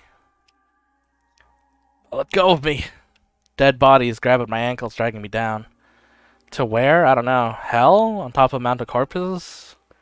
Now do you understand that there was a time? If but briefly, when I was happy, when I felt human emotions. But I wish I'd never had. If I had remained confined in my Daughter of God shell, then I doubt I would have felt so much terror at the sight of death. Oh, that's why. Well, that sucks for him. You helped me feel emotion, but it hurts. So I hate you. And it's like, oh, okay, thanks, I guess. Can't say anything in response. Can't form words. Feel what she experienced, the massacre she witnessed, the limp flesh piling up around her. Even more than twice her age, it's enough to drive you mad. The fact that a 12-year-old girl had to experience something so unspeakable devastates me. Tell me, my dear. Do you pity me? Do you sympathize with me? If you feel bad for me, then you'll remain with me. You'll feel my pain and my despair with me. Won't you? Witch's cackles echo through the file of blood. There's not a speck of light, and hideous death lingers everywhere. Helpless to resist, I'm dragged down deeper into the deep ocean. Ocean of blood. Oh no. Bloody ocean. Now on with the story! I was at a complete loss for some time after that. Didn't want to return to the city because I knew there was no one there left who would take me. There was only the Lord who had bound and drained me of my blood. So I wandered the roads, no destination in mind, and nothing to defend myself but the clothes on my back. Frankly, I'm rather surprised I wasn't attacked by bandits. After walking for days without food, my mind was hazy and my exhaustion at its peak. In the distance I saw a lake. So driven by thirst, I turned my unsteady feet towards water, not caring if it took me off the main road. And it turned out that was the correct choice because there was a small cottage near the lake. Smoke rising from the chimney telling me it was abandoned. Out of sheer desperation, I knocked on the door. No one answered. The door was unlocked, so I slowly, hesitantly pushed it open, and beyond it I found an old woman sitting dead in a chair. The woman was a witch, by trade, that is. Appeared she had a deep knowledge of medicinal herbs, using it to make all sorts of medicines. In her cabinets were done some small glass bottles containing dried powdered leaves and crushed berries, among other things. On the fire was a cauldron, liquid bubbling inside. The woman looked at me as though she was asleep. Presumably she had passed away of old age, for no sign of bandits had been rooting through the cottage, and she looked absolute serenity on her face. Looking over the woman's dead body, I didn't cross myself. I envied her. Dragging a woman's body by her feet, I dumped her into the lake. You think doing so makes me a bad person? Makes me unsaintly? Well, I didn't have anywhere else to go, and the owner of the cozy cottage is no longer of this world. There was no reason I couldn't fill the home in her stead, was there? I deserved I was somewhere I was comfortable, after everything I'd been through, didn't I? So I took residence in the old witch's cottage, and remained there until my 16th year. By 16, a terrible cynicism had taken root in my heart. I had no trust for people, shut them out, building high walls about myself. After such a tumultuous, bloody childhood, it was all I could do to protect myself, to keep my young spirit from cracking. Nevertheless, travelers would, on occasion, pay the old witch's cottage visits seeking medicine. Whether someone arrived, I would cautiously crack the door open and tell them I could trade for whatever they want for food. Never showed my face. One day a young man showed up at the cottage. My sister has fallen very ill and she desperately needs medicine. He was very soft-spoken. There was a distinct kindness in his voice, which it was thought unusual, curious. What kind of person could he be? What did he look like? What expression did he make when he spoke? To satisfy the curiosity, I snuck a peek at him through the crack in the door. He was a handsome young man with flowing flaxen hair. Oh, never mind. Okay. And upon seeing me, he didn't flinch back in disgust. He smiled. According to him, his younger sister had fallen gravely ill, and though he tried a number of remedies, she was still bedridden. The medicines I gave him had little effect, but he persisted in his quest, visiting me again and again for new conversations to try. He wanted nothing more than to relieve even the slightest bits of his sister's suffering. I know by his dedication to his family, I too wanted to do anything I could help. For the first time in years, my world encompasses more than just my small cottage. When the young man came by, he would ask not only for medicine, but to go on walks with me. He volunteered to spend time with me despite my horrifying appearance. It's not healthy to say hold up all the time. Got this beautiful lake right here. What do you say we take a little walk around the shoreline? Said with a smile, taking me by my hand. He spoke as we circled the lakeside. His voice was always soft and pleasant, like a ray of light shining through a crack in the wall. When I was with him, I felt like I could be an actual person, an ordinary girl. Talked about his sister more than anything, and whenever he did, he was at his brightest and most melancholy. The young man had been a member of a noble house, but disputes over who was the rightful heir had forced him and his sister out. Shortly after that, his sister had fallen ill and was now bedridden. I'll take anything at this point to make her feel better. I'll even take a miracle if I can get one. That word, muttered under his breath, sparked my memory. I was a saint! My blood had healing properties. Had no reason to hesitate. Someone needed my help, and who deserved it more than his kind-hearted young man's sister? So I decided to tell him what I really was, that my blood had miraculous powers that had saved people. The moment I had been born, the drought plaguing my village had come to an end. That I had been known as a saint, the daughter of God. I told him everything, and he believed it all. He led me to his house, where a pale, sickly girl lay in bed. She was a sweet little girl with the same flaxen hair as his brother, who looked like she had been quite spirited if not for her ailment. It was touching to see two siblings sitting there together, quietly holding each other. I would gladly give my blood for the two of them, and so I made a new cut on my arm, which had healed considerably thanks to the slave and the woman of the brothel, and let the girl drink my blood. Neither of them had any doubts about my sainthood. Because they believed, a miracle occurred. The flaxen-haired girls recovered enough to get out of bed.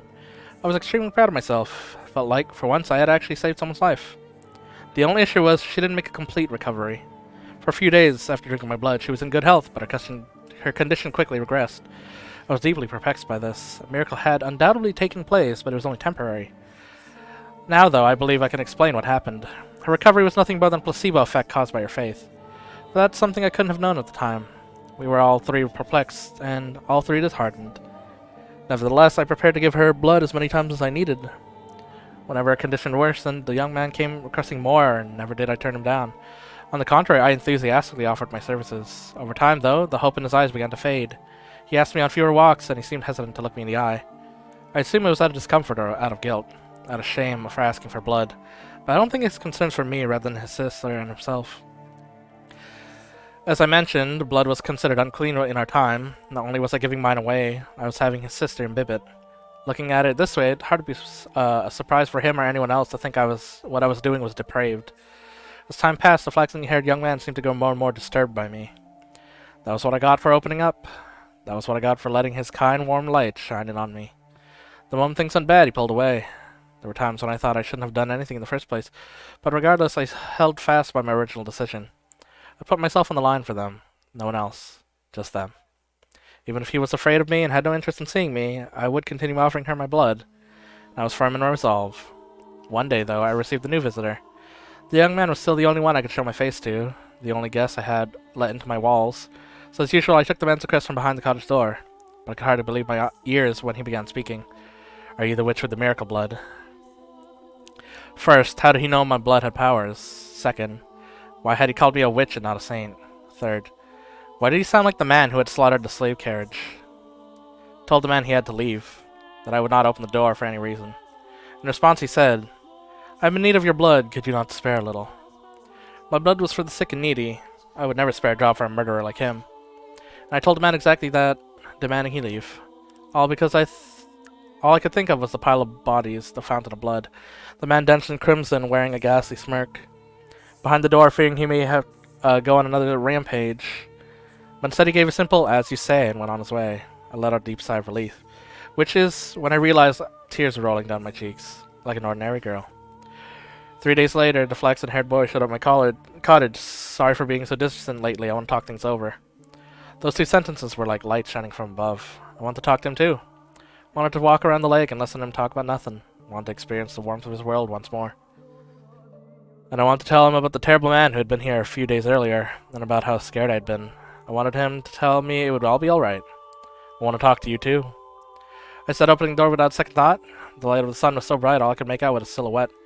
Couldn't see the look on his face or the look in his eyes. A gentle breeze blew past, and my mind froze. How could this be happening? What did it mean?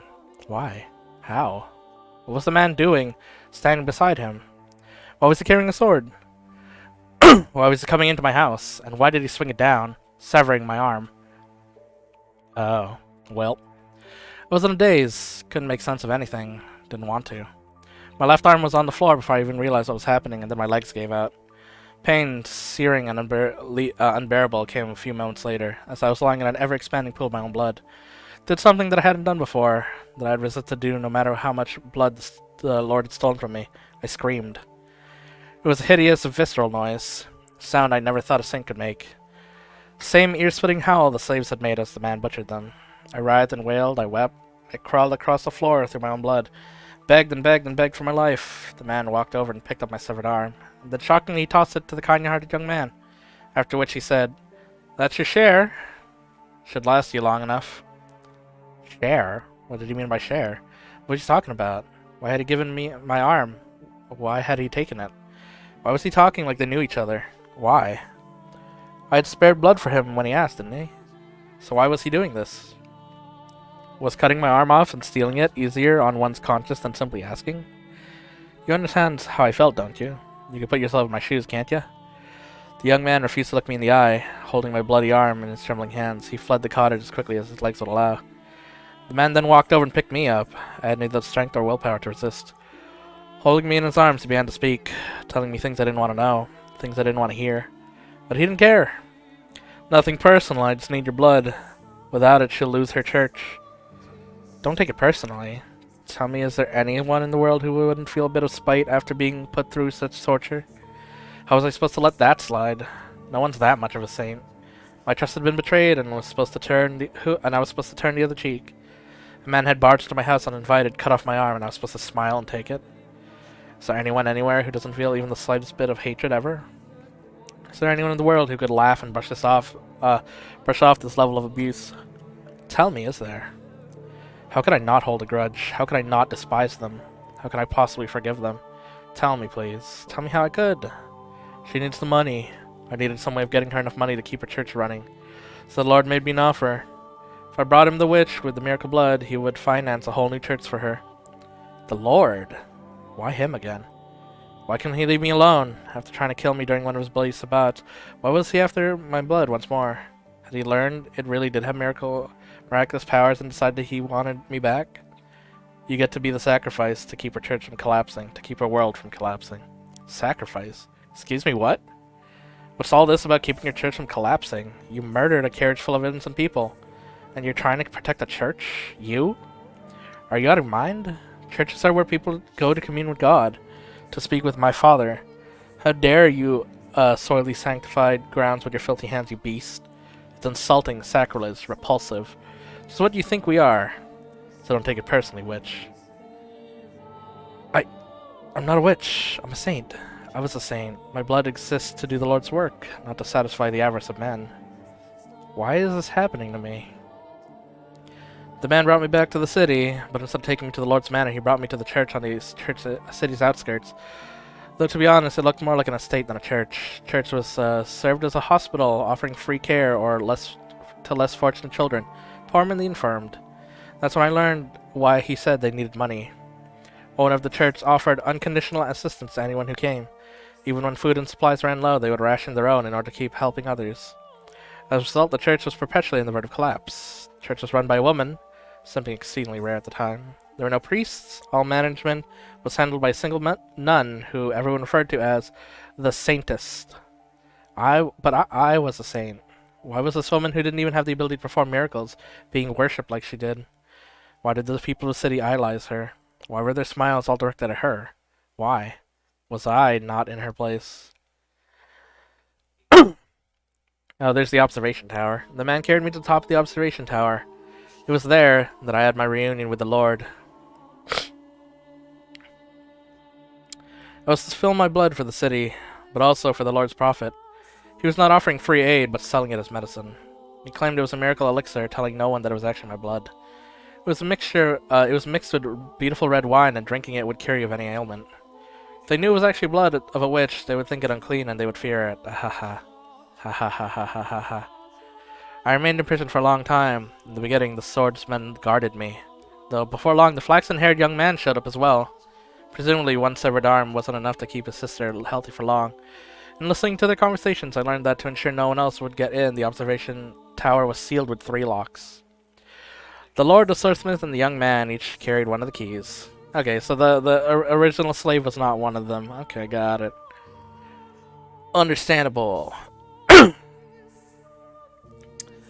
I was their secret, locked away in the tower for them to drain of blood away from wandering eyes. Time went on, and I grew progressively weaker. Lost the will to eat and the will to live. My only view from the tower was the clouds through the window high up on the wall. Occasionally a pigeon would fly in, sometimes a butterfly. I would glare in envy as it fluttered free to come and go as it pleased. And as soon as it was spring, every spring the church held a festival to pray for the coming year's harvest and people's well-being. I could hear the bustle from far below through the window as everyone rushed to prepare. Heard the flaxen-haired girl's voice, who had regained her health drinking my blood. I heard her brother's voice, who had betrayed me. I heard the nun's voice, who played saint in my stead. I heard the barbaric swordman's voice, who had chopped off my arm. And I heard the Lord's voice, the root of all my suffering. Heard people praising the Saintess, though I, the true saint, was locked in the tower. Heard people thanking the Lord for his generous donation and a miracle of medicine, though it had come from me. Propped up on my suffering, they cheered and clinked glasses of bloody wine. Those merry, peaceful, cheerful, spirited sinners' voices resounded in my tower. And at noon on the day of the festival, the church bell tolled 1, 2, 3, 4, 5, 6, 7, 8, 9, 10, 11. With the 12th chime, I died. As the bell's last pealing faded into silence, the tower door swung open. Standing on the other side of it were 3 men. They must have wanted to drain a little bit more for me to use in a feast. But they arrived at the worst possible moment. The flaxen-haired young man was first to express his consternation. Why, I never wanted her to die. Was she not eating? The Lord gave my corpse a casual glance and said, Stoneface, seal the tower off. Understood, no one finds out about this. How can you be so calm? Do you understand what you've done? Ha, pinning the blame on me. How nice it must be to be able to distort reality with panic. The swordsman, who had been silently observing the Lord and boy conversing, interjected, You're just as guilty as any of us. Not only did none of them mourn my death, they argued over whose fault it was. There was no regret, only remorse. The young man muttered absent-mindedly, I never wanted her to die. Well, what did his intentions matter, though? It was his betrayal that had ultimately tethered me to the mansion. But the fact that they didn't even grieve my death, and instead squabbled amongst themselves like filthy rats, was the final straw. How could I not despise them? I don't believe I actually had the power to perform miracles when I was alive. It was all faith, the illusion of belief. I was neither saint nor witch. The blood wine was only effective because people placed their faith in the other saintess. I was only ever human. But then, in that moment, an actual miracle occurred. My father bestowed upon me his power. Perhaps it was the devil, who lent me his strength. I was looking down upon my own dead body, my own wretched self. There's nothing beautiful about the pile of bones I'd become. I could almost smell the rotting flesh. That was once a saint. I laughed at the thought. It was absurd, ridiculous, and infuriating. They would pay, those who had cast me into this hell, who had mocked me, who had done this to me, who had made a witch out of me. Hatred coursed through me, revulsion at everyone on the ground still smiling. They would know just whose dead shoulders their little party was resting upon, if They wanted to so badly call me a witch, then a witch I would be. I would kill them, every last one of them. Place a curse on their souls. So I made my wish. Most people might consider it a curse, but to me it was most certainly a wish. And my father, or maybe the devil, granted that wish. From the garden there rose a scream. The flaxen-haired young man knew the voice better than anyone. He went deathly pale, darting down the spiral staircase until he reached the window. The young girl was on her knees, vomiting blood in the grass. The young man let out a yelp as he descended the remaining staircase. As soon as he reached the garden, he lifted the girl in his arms, but she had already perished. Realizing this, he cried to the heavens, saying the one thing he should have kept to himself. The witch killed her. The blood of the witch killed my sister. That wine you're drinking is no medicine. It's the blood of the witch. You're all drinking with witch blood. Crushed by the loss of his own family, the young man picked up a silver fork and plunged it into his own throat. Really, bro? Forking up? Forking up?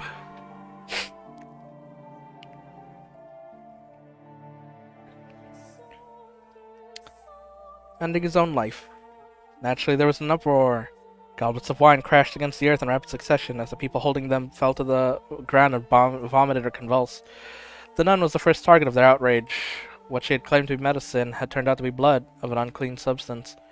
The blood of the witch, no less. A servant of the church, a church of the Lord, had given her followers blood to drink. And at this, their indignation surged uncontrollably. People surrounded her, tying her up and throwing her to the ground. As they prepared to inflict righteous justice on her, swordsman soared down the stairs and into the garden, plunging his blade into anyone standing near. Cries of agony ringing through the church grounds were ear-splitting. It's no longer a place of God, but hell on earth. Hell built upon the hands of man. Hell painted with red substance of their brothers. People armed themselves with anything they could find and went after the man. As much as a beast as he could have been, he stood little chance against such numbers. It is the fate of a beast to be exterminated by those he terrorizes. And once he was gone, the nun had no one left to protect her. She too was consumed by their fury. All that remains was an extinguishable inferno. Hysteria and despair, madness and outrage, and no outlet for it. It was a revolt that made the slaves' uprising at the manor look like a game. Eventually the rage found a new target, the Lord. It was only natural, for he was the true villain. He was the one who had given the money and the witch's blood to the church. He was the one who had profited off of it. And above all, people who resented those who stood above them, particularly in times of unrest. The city resounded with cries for the Lord's head, and he looked down upon it from the safety of the observation tower. Could do nothing but watch as his domain burned. I could only imagine how painful it must have been. But before long, having seemingly made his peace, he began descending the spiral staircase. He opened the door at the bottom, revealing himself to the people. But before the door had swung all the way open, before he had a chance to say his final words, someone ran a blade through his chest. And with that, the raging fur mostly settled down, but it was hardly the end of destruction. Mere days later, a plague befell the city. Dreadful black spots covered the flesh of the infected. They writhed in pain, screamed, and vomited blood. Ghastly howls through the streets echoed through the streets as though the city had been possessed. It became cursed land. In their diseased haze, the people muttered again and again, we have been cursed by the witch. In less than a week, the entire city was dead. My body was left abandoned at the top of the observation tower. And as if to seal the curse away in the final days, the people shuttered all windows and wrapped the house in darkness. It's possible that was no miracle either. You can easily explain what had happened to them. Locked away for so long in the dirty tower, might have caught some kind of disease, and then the people drank my blood, they too were infected. Hardly anything out of the ordinary about that. The first to die, the girl, had already been ill. Her body really chose the worst possible time to yield to her ailment. That was all that had happened. Indeed. It's nothing more than fluke. An improbable stroke of luck. Unbelievably unfortunate accident for the city and those three men, and an indescribable fortunate accident for myself.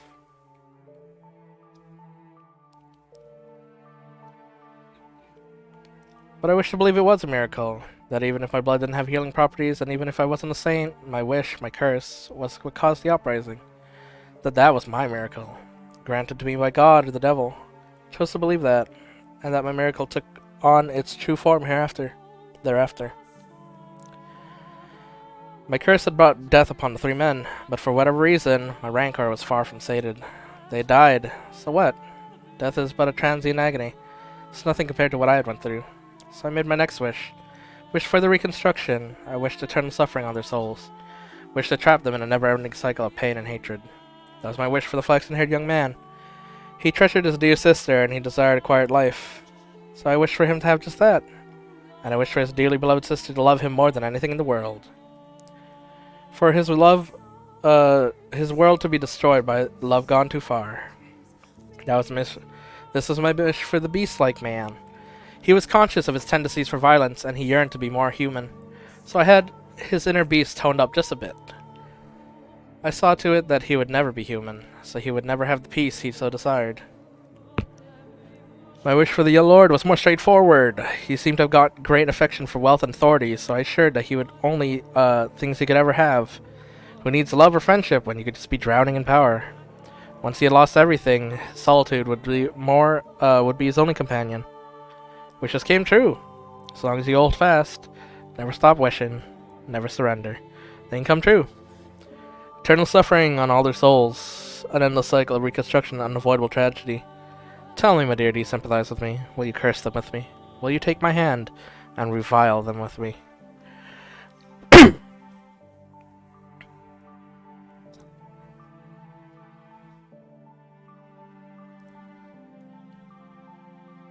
Pop, pop, pop, pop, pop.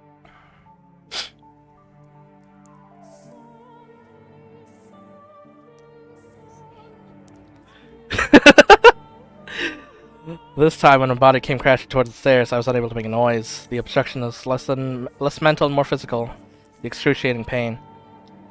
It's so intense I can't even echo out a scream. My vision is distorted, my mind thick with fog. I feel like I'll fall into a bottomless pit if I loosen my grip on my consciousness, even a little slightly. Through the haze, I see my own severed left arm, reflected in a pool of blood. I see my face, large chunks of flesh peeled off. I look at you as you try to crawl up the stairs like a worm. How pathetic. It's like I'm looking at my old self. I can barely form a coherent thought. Can't lament her inhuman fate. Can't mourn for her. Or be shocked by the revelation about the 3 men and her history with them. Pain. It fills every corner of my mind. Every nook and cranny of my body. You figured it out by now, haven't you, my dear? You'll never make it to me. It's not possible. It's not your fault. It's not because you're weak. There's simply no one who can bear this pain. You're allowed to give up and to rest. There's nothing wrong with that. Pain, the crushing weight, it's miserable, isn't it? But all you have to do is turn back, and it'll all go away. Witch's whispers her sweet temptations. You put in a fine effort. There's no shame in throwing in the towel. Her voice is soft and gentle, pleasant, saturine. Concede defeat. If I do, it'll all go away. Searing pain spreads from the left stump of my left arm.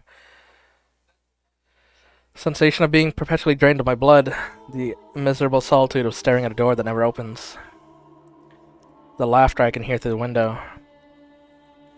My miserable wailing, this maddening hatred. I can end it all. That's right, it'll be all over. You have the power to make it stop. Make it all stop.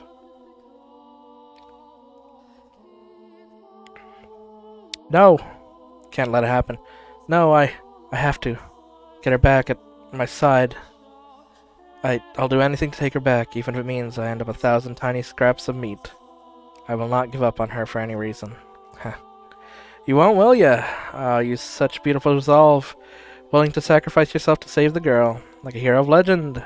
Maybe a fairy tale prince. No. I'm no hero and I am no prince. I am a human, ordinary man. I don't have any extraordinary potential.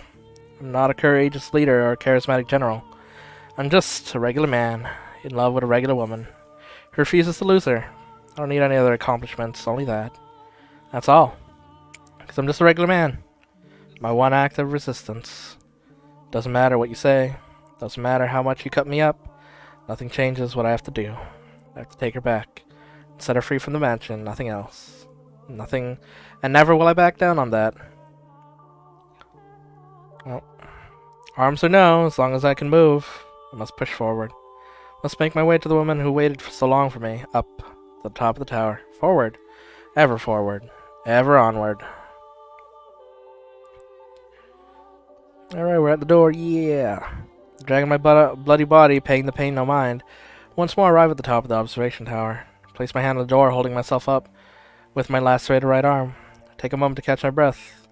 Then lift my head, gaze into the void, and shout her name. Morgana! I pity you, I truly do.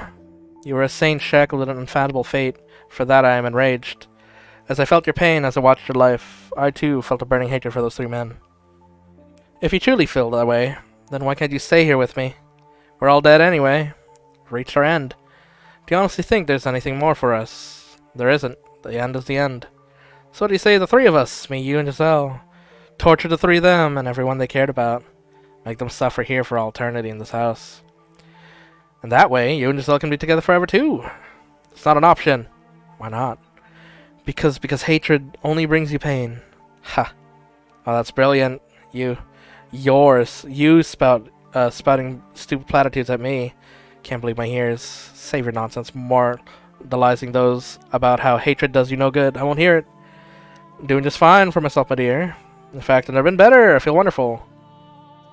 Did you think that would be enough to persuade me, really? How disappointing. Here I thought you understood me. Forget it! Why don't you say what you really think? Go on right ahead. Hate them as much as you want. But keep me and Giselle out of it. Why don't you say that? I do feel bad, truthfully. For the time we spent together, never once did I ask you about your life. I was so focused on myself. And in the end, I pushed you away. That you did. You wanted to be with Giselle, so you pushed me out. I wish I'd asked you sooner. Wouldn't have changed anything, though. One puny man knowing what I went through, hardly be enough to erase the loathing I bear. Would have turned out about the same, regardless. There's nothing you could have done for me. There is nothing. Still, I would like to apologize. Had I known what you carried in your heart, perhaps I could have chosen my words better. Instead of rejecting you, could have chosen some other response. Still in blood of the Holy One. Cannot remain in this house, nor can I allow her to stay either. So I would like to apologize for both my past actions and my present. Well, in that case, open the door, Mikhail.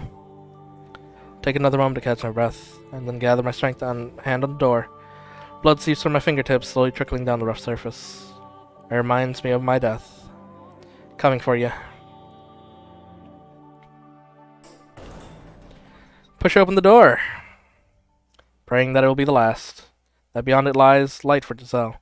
And if possible, that it might cast a bit of light on Morgana's heart as well. Hey, it's my room. What? However, why am I in my bedroom? What I find behind the door is the last thing I expect, huh? As she appears from the shadows of my chamber, I can't conceal my surprise. Giselle? Is that another illusion, Morgana? No, it's not. I am the real me. Thank you for coming all the way here. She's thanking me, so why isn't she smiling? That was very kind and courageous of you, Mikhail. I'm deeply moved. You would have such compassion, not only for her, but for someone like me. But do you know what else you are? You're a worm. What is it this time, Morgana? What do you say we pull back the curtains, my dear? What curtain? It's one detail that hasn't come to light yet. This isn't your first time returning to your first return to the mansion, is it? You've been back numerous times, each time not remembering her and each time hurting her even more. What are you talking about? What am I talking about? Oh, you know good and well, my dear. Or do you honestly believe that all the other pieces were in the rightful place and you alone were some exception? I never... Tell me, how was it? Living in so many eras, not knowing who you were, and playing with all the different men. No, you're out of mind. You make it sound like I was... Not like, my dear. You are the white-haired girl. Enough, how could you possibly confuse me with her? To tell you the truth, I couldn't see you as anyone else. Your white hair, red eyes, porcelain skin, and your name. Tell me, what isn't the same about you? We're not the same person. I saw the letter. What? Oh yeah, the letter she found in the drawer. What's the secret? The one you had hidden? No. You didn't think that it was worth mentioning? No, Giselle, I didn't mean... You're exactly right, my dear Giselle. He deceived you. He kept a very important secret from you. Despite showing up before you multiple times, he cast you aside again and again. No, that wasn't me. It wasn't... It all makes sense now. Nothing you ever did was for me. Giselle, Go on, Giselle. Tell him exactly how you feel. Mikhail. Please don't. Don't say it. Not that, please, I'm begging you. Stop, please, don't, Giselle. Not actually. Don't say it. A man at all, are you? Oh shit, was it a trans story the whole time? You're disgusting. Damn. You're the only one who could have been, my dear. The only one who could have been the white-haired girl. The next moment, my whole world comes tumbling down. Could have been born anything. Losing my arm, having my face torn off, and the amount of pain I could have handled. For you, I could have done it all. Or done it, but hearing those words coming from your mouth, being rejected by you, that I cannot. Those words, they bury me alive, and you're the only one person I never wanted to hear them from. Dang, it was a secret. I was wondering what the secret was, huh? When I learned my father Antonin had passed, I wrote 2 letters, one to my brother and one to my mother. It was the first time I'd found the courage to face my mother, to open up to her. I wanted to show her who I was, convince her that I wasn't cursed, so I could be myself when I returned to the capital with Giselle. Dear mother, there's something I wish to tell you, something that means a great deal to me. So I ask of you, please hear me out. And I ask of you, please accept it. Mother, I no longer bear any resemblance for my present lot in life. Nevertheless, I would ask of you to concede one thing. That I was never cursed. That I was always, that I was always your son. That I am Mikkel and not Michelle. I found someone who I care dearly for, a woman, and I love her with all my heart. I would like to spend the rest of my life with her. I do not wish for much, simply to have a quiet life with her. To go through our days, man and woman. That is the one thing I want, Mother. I know you're aware that my body is no longer female. I am a man. My heart is male, and I ask of you to please accept that. I have no grudge with you. In fact, I am incredibly grateful to you for bringing me into this world. With love, your dear son. Shortly after sending the letter, I was killed.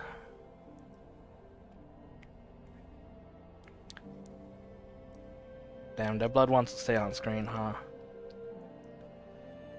I'm dragged down, against my will, into the darkness. Beneath me spreads my own past. The door I never swore to open. But despite my efforts to resist, the door sucks me in. Into a world I never want to see again. A history I never want to reveal. A past I never wanted anyone to see. Nonetheless, the door opens. Alright, Mikkel backstory time. The 7th door. Ugh!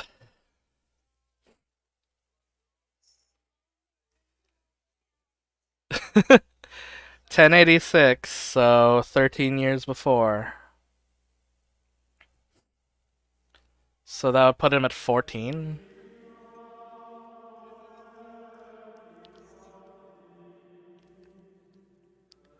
There were 2 things out of the ordinary about that baby. The first is its parents' embrace, the second they wholly rejected. Oh, the first their parents embraced, the second they wholly rejected. Although it was some time before the baby's second peculiarity emerged, and until it finally did, no one else was the wiser. Not even the child itself. Its mother surely enjoyed the brief period of happiness, before her child finally realized the truth, blind to the fact that the moment it had let out its first cry, everything came crashing down. To this day, she still doesn't know the child she gave birth to, that she set loose a curse upon the world, a curse that turned angels into demons and humans into witches.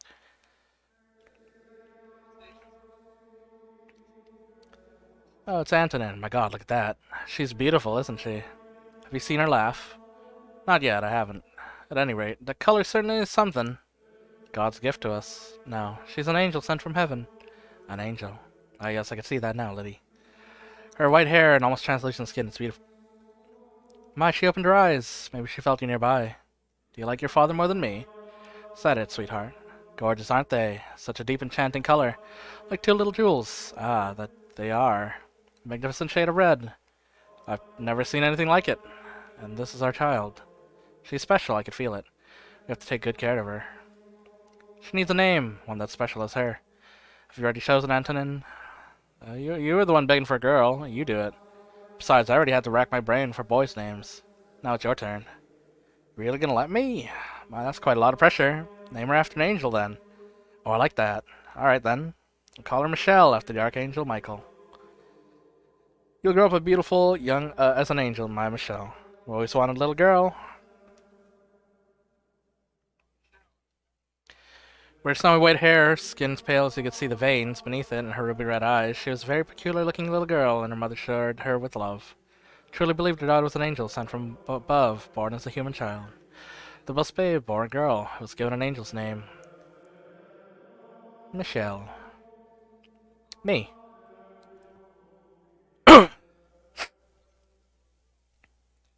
Checkmate. Oh, there's Dedier.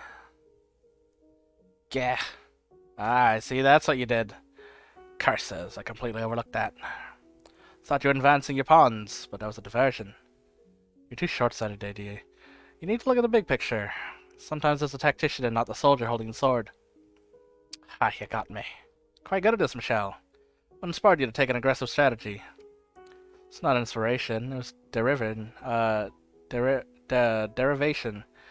Chess is in many ways similar to real war tactics. Ah, military attacks. You haven't read all of them, have you?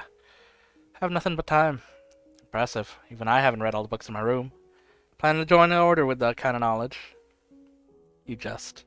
You're the one who's gonna be a knight, Didier. Now that I am. War is a man's job, after all.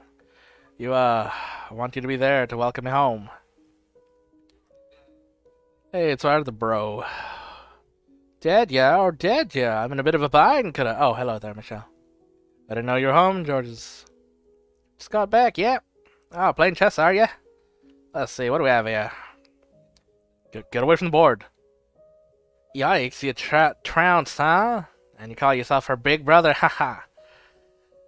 As if you're any better. It's not funny, Georges. I cannot approve of someone who can't keep up with the flow of battle becoming a knight. Given our family rank, you would eventually be put in charge of other soldiers. What are you worried about, me? No, I'm saying I've been blessed with such a caring sister. But fear not. I have a guardian angel after all. Where's the logic of that? Sorry to interrupt your moment, but does nobody listen to me? Ha, nah, don't go pouting. So, what seems to be a problem, Georges? Oh yeah, listen to this.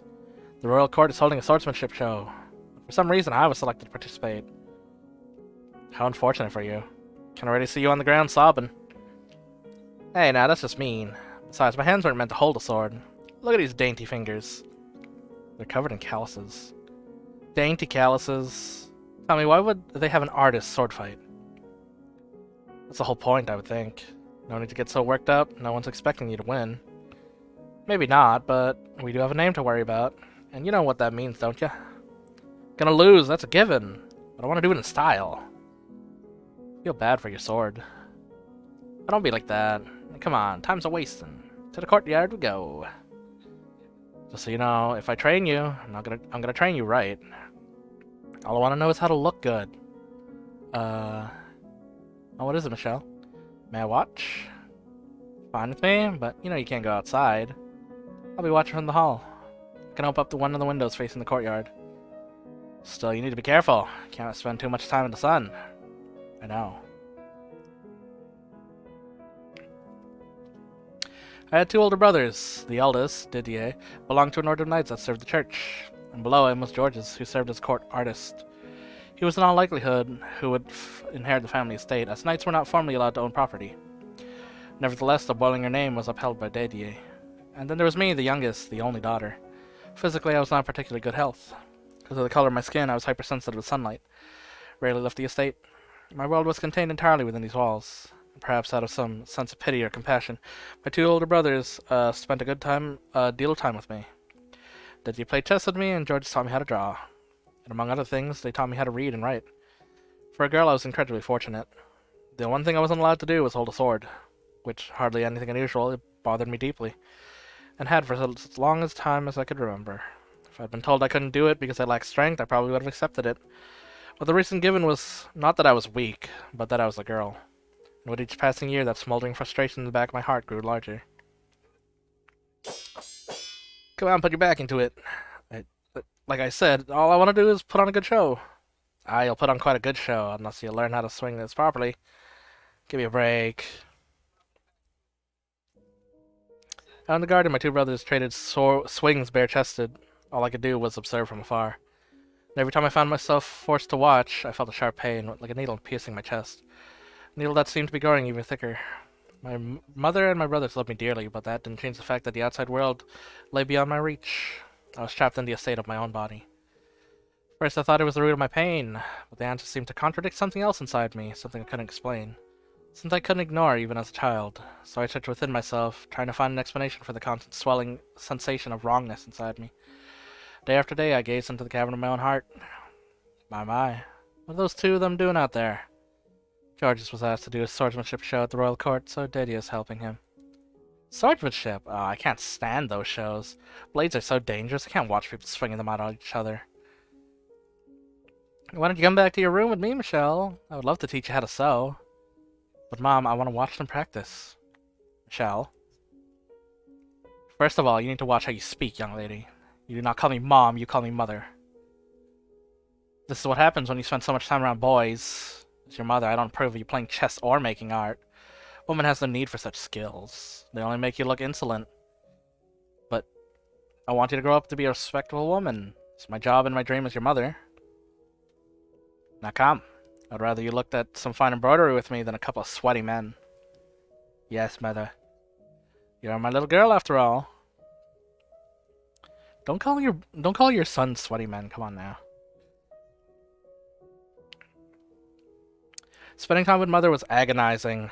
Was it because her world was so isolated? Nah, that wasn't it. Her gentle voice, the sweet scent of her perfume, the way she constantly told me how much she loved me, and her diatribes about how wonderful it was to be a girl. Everything she did put so much pressure on me. But above all else, she loved to say, "You are my little girl after all." And there was nothing strange about that at all. Every time I looked in the mirror, I saw the daughter of a noble. That was who I was, so the only thing wrong was how I felt. But every time I was faced with the reality of who I was, my heart wavered. I had no intention of learning to embroider. Didn't understand why that was necessary. I knew what purpose it served. Everything she taught me, I would need when I was wed off to some noble boy, and it was my responsibility to learn those things. Didn't feel right, though. Couldn't even accept the fact that one day I'd be married. It was but an ominous shadow lurking in my future. I would have preferred ravaging the books in Didier's room than having conversation with Mom. Tales of heroes and old, dauntless soldiers. Military texts written by tacticians of war. Thinking about that set my heart aflutter, and made me think about my brother. He was training to be a knight. I envisioned armor flecked with rust, longsword glimmering with the blood of savages. Soon I found myself in my fantasies, imagining how the sword would feel in my hands, the sensation of the hilt beneath my fingers, swinging it gallantly like my big older brother. How heavy was it? How much muscle would I need to carry it? How much impact would it feel in my hands when I struck something? How restricted would my vision be wearing a helmet? How much did it weigh? How hot was it inside? Had no way of answering any of these questions, though.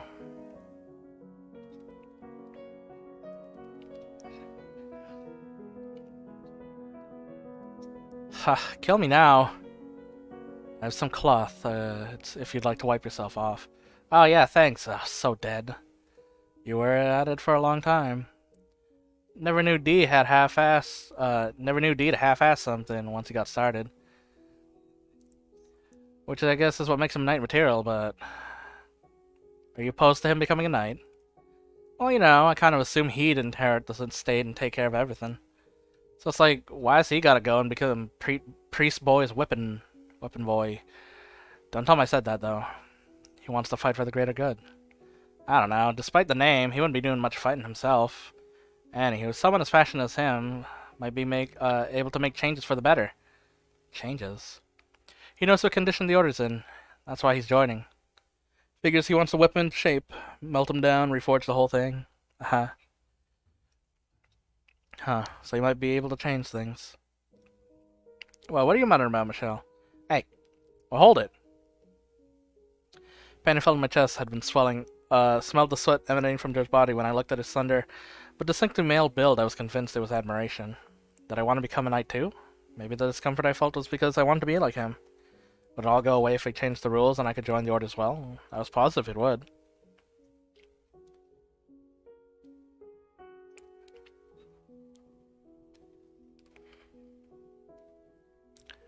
Dear.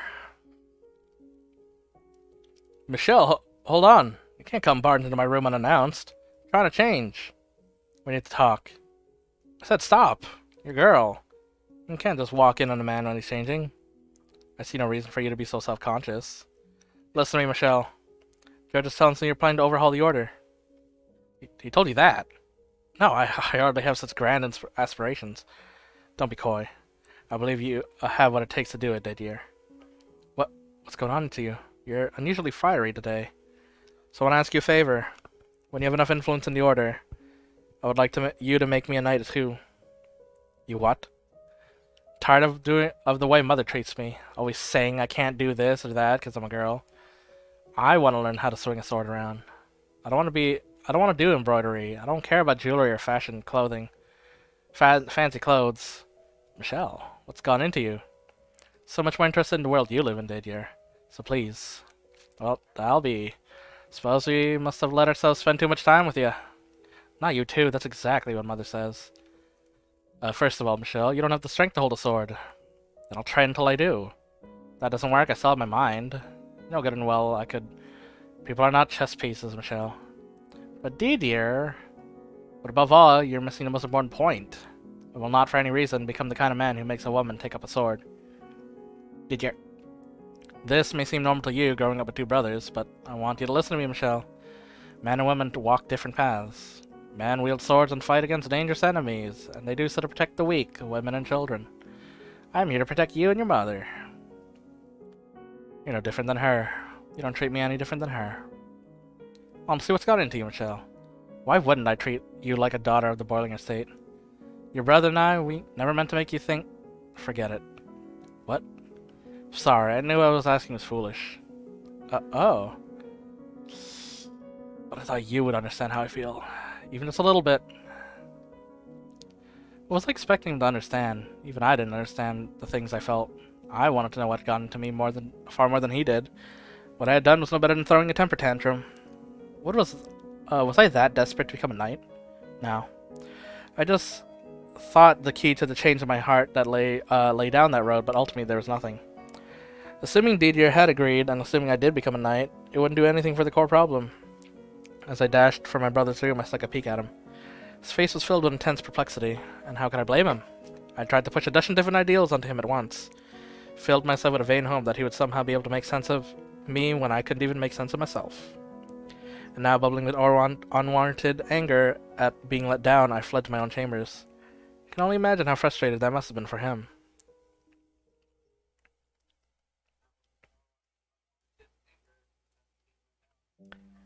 Spring of my 14th year, heavy clouds filled the sky, blocking out the sun, giving the impression of late evening all throughout the day. I, for one, preferred it wasn't sun out. Not that sunlight would kill me, but it was bright enough the whole world was white. But if it was bright enough, the whole world was so white I could hardly see a thing, which meant I could only go outside on days when the weather made almost everyone else gloomy. As I meandered through the courtyard... Oh shit, some chick. Spotted someone I had never seen before. Warm breeze blew past, sending a swell of flower petals. The girl's dress hung lightly over a frame, chasing her gentle curves. Who are you? I asked bluntly, and the girl twirled around smiling. Oh, it's Amy. My apologies. You have such a beautiful courtyard here. I let myself in for a little walk. Long chestnut hair flowed around her feminine shoulders. It swayed slightly in the wind. The cloud of melancholy dissipated in the light of her smile. Must be Michelle. Just as pretty as I heard. And you are? My name's Amy. It's a pleasure to finally meet you. Finally? Meet me? What did she mean? As I stood there baffled by the strange woman, she stepped towards me, kissing me softly on the cheek. Thrilled to make your acquaintance, Michelle. Her voice was like someone pouring honey in my ear. Electrifyingly sweet. I'm George's fiancé. Oh, okay. And it also stuck another needle into my chest. Well, there's her crush. Wow. Their crush. She was a noble girl by the name of Amy Joubert. Amy Joubert. All this European naming. Though only 15, she's the very image of refined, polished to a shine. No one had told me my brother was to be married. It came out of nowhere. And I seemed to be the only one who didn't know. That evening when the family gathered around the supper, Amy was there too. And they prepared an extravagant feast for the occasion. My father, Antonin, looked so proud of his two boys, Didier soon to receive his assignment, and Georges to be wed. The banquet proceeded smoothly. Not a doubt in the air that we were a happy family, but my mind was elsewhere. I found myself unconsciously chasing Amy with my eyes, watching the way those slender fingers gripped her spoon, her lips parting to allow a piece of fruit in. her deep red tongue visible for the briefest of moments. The way all the muscles in her face seemed to relax in bliss as sweet juices seeped into her mouth. The way she spoke so soft and gentle, letting each sound hang in the air just briefly before intoning the next. She was distinctly feminine in a way that different from my mother. Apparently Amy was going to be living in the Boilinghurst estate for some time. Mother was pleased to have another girl around, or more specifically was relieved to find someone other than my brothers to spend time with. For me to spend time with. I had assumed I would hate being around another girl. Surely she wouldn't be able to play chess after all. But for some reason, I felt much less suffocated around her than Mother.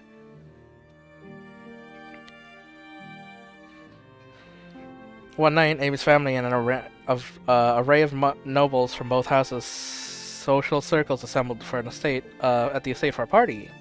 A din the likes of which I had never heard in my life filled the great hall. Everywhere I looked, there were people, and people. Servants scrambled every which way, silverware clanged against dishes in an almost constant hum. Voices from all directions. I felt moderately ill. Hey D, I feel like we're incredibly short on waiters. This doesn't look good on us.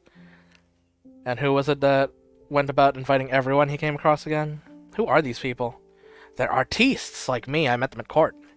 Let's see, we have some painters, composers, sculptors, troubadours, poets, writers, you name it. None of them have any connection to the Jouberts or the Boilingers. Sure they do, they're my friends. And you know, this is me and Amy's party. You can play with your friends elsewhere. I hope you realize we have a reputation to uphold. Off in one corner, several men, presumably George's friends, gathered in a circle. Stood out from the other aristocrats, both in appearance and the air they gave off. Clothes they wore, the embroidery hidden beneath their jacket cuffs, the manner of speech, the way they held themselves. They were, simply put, a far cry from the hard-headed Didier's ideal party guests. Even watching them from afar, it was clear that my two brothers ran in very different crowds. The only reason headstrong Didier and free-spirited Georges were able to get along was because they were brothers. If they had been strangers, I doubt their paths would have crossed much, and if they did, those intersections would be quite rocky. Hey, come here, guys! George's shouting voice pulled my preoccupied mind back to the surface. He summoned his friends, then led them to where I stood. What are you doing hiding in the corner, Michelle? I didn't even notice you. Let me introduce you to a few of my friends. No, George put his hand on my shoulders, peeling me off the wall and standing me in front of his male friends. Socialization was the last thing on my mind. I searched for Didier, hoping he would come to my rescue, but he was off trading pleasantries, facing away from me. This is my baby sister, Michelle. Be nice. Georges, I don't. Graces, your skin's even more pale than I imagined. It's like something out of a fairy tale. And why, have you never brought her with you to the court? She'd be a sure hit. How old are you? 12, mayhaps? Nah, don't treat her like the lady like a child. I'll have you know she's 14. All the more reason she should be out there making friends. Whole court flipped, they knew you had such a gorgeous sister, Georges. Don't be brute, my man. Our little angel has to be kept inside for personal reasons. Uh-oh, sounds like I haven't been showing the lady her due respect. Yet to even properly introduce myself, how rude indeed. Their laughs grated on my nerves, and so did the way Georges spoke as I was his property. They looked like they were praising me, which made me sick to my stomach. I had been paying enough attention to notice the man who had asked if I was 12, and the rest of them were examining me from head to toe in search of curves. I was indeed underdeveloped for 14. But what did that matter? I didn't want a body shaped like Amy or Mother's. Now then, milady, a proper greeting. The man goes down on his knees before me. For a split second, I didn't comprehend what he was doing. Go on, Michelle. He's waiting. Whispered into my ear.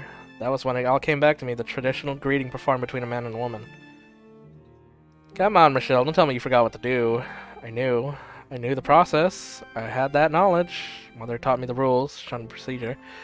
Was to present my hand to the man for him to kiss. All I had to do was hold my hand out, but I was frozen. My body fought tooth and nail against the simple act. Thought of the man putting his lips on my skin sent a chill through me. Why? Why was this a traditional greeting? Why'd I have to go through this? Shall? But as the sound of George's frantic voice, my arm creeped up from my side. Then I remembered that despite being his friends, they were still nobility. As wanton as his social interaction may have been, he still had a reputation to maintain, and I understood that. I also understood that as their sister, it was my responsibility not to do anything that might tarnish either of my brothers' names. By tradition, the man wasn't supposed to actually kiss the woman's hand. Proper way to do it simply required him to mimic the act rather than make real contact. That much I could handle. The man kneeling before me gave an uncomfortable chuckle at my resistance, shrugged, and reverently took my hand in his. And then he pressed his lips firmly against my skin. There was a vaguely warm sensation on the back of my hand for the briefest moment. What do you... Reflexively, I smacked the man's hand away. George's eyes went wide in horror, and the man gave another playful shrug. It's merely offering you my greeting, milady. Or is it even a new experience for you? Your innocence is truly precious. I was half a second away from throwing a barrage of insults, but I bit my tongue and stomped off instead. What? Michelle, hey, come back. Spent all the time convincing myself I couldn't humiliate my brother, but now I wouldn't have a word of it. Had drawn a bit of attention, and the other people tried to stop me too, but I brushed them off and marched away out of the Great Hall.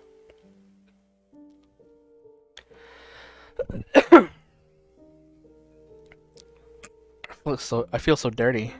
Call that a greeting? No, that was no greeting. That was... I'll be taking that. I say, practically swiping a glass of water off a waiter's tray. With that, I washed my hand by the window facing the courtyard. But no matter how much water I pour over it, I can't erase the sickening sensation of his mouth on my hand. So I rubbed it with a sleeve until my skin was bright red. Wanted to feel something else, anything. Even pain. Think before you act, Georges.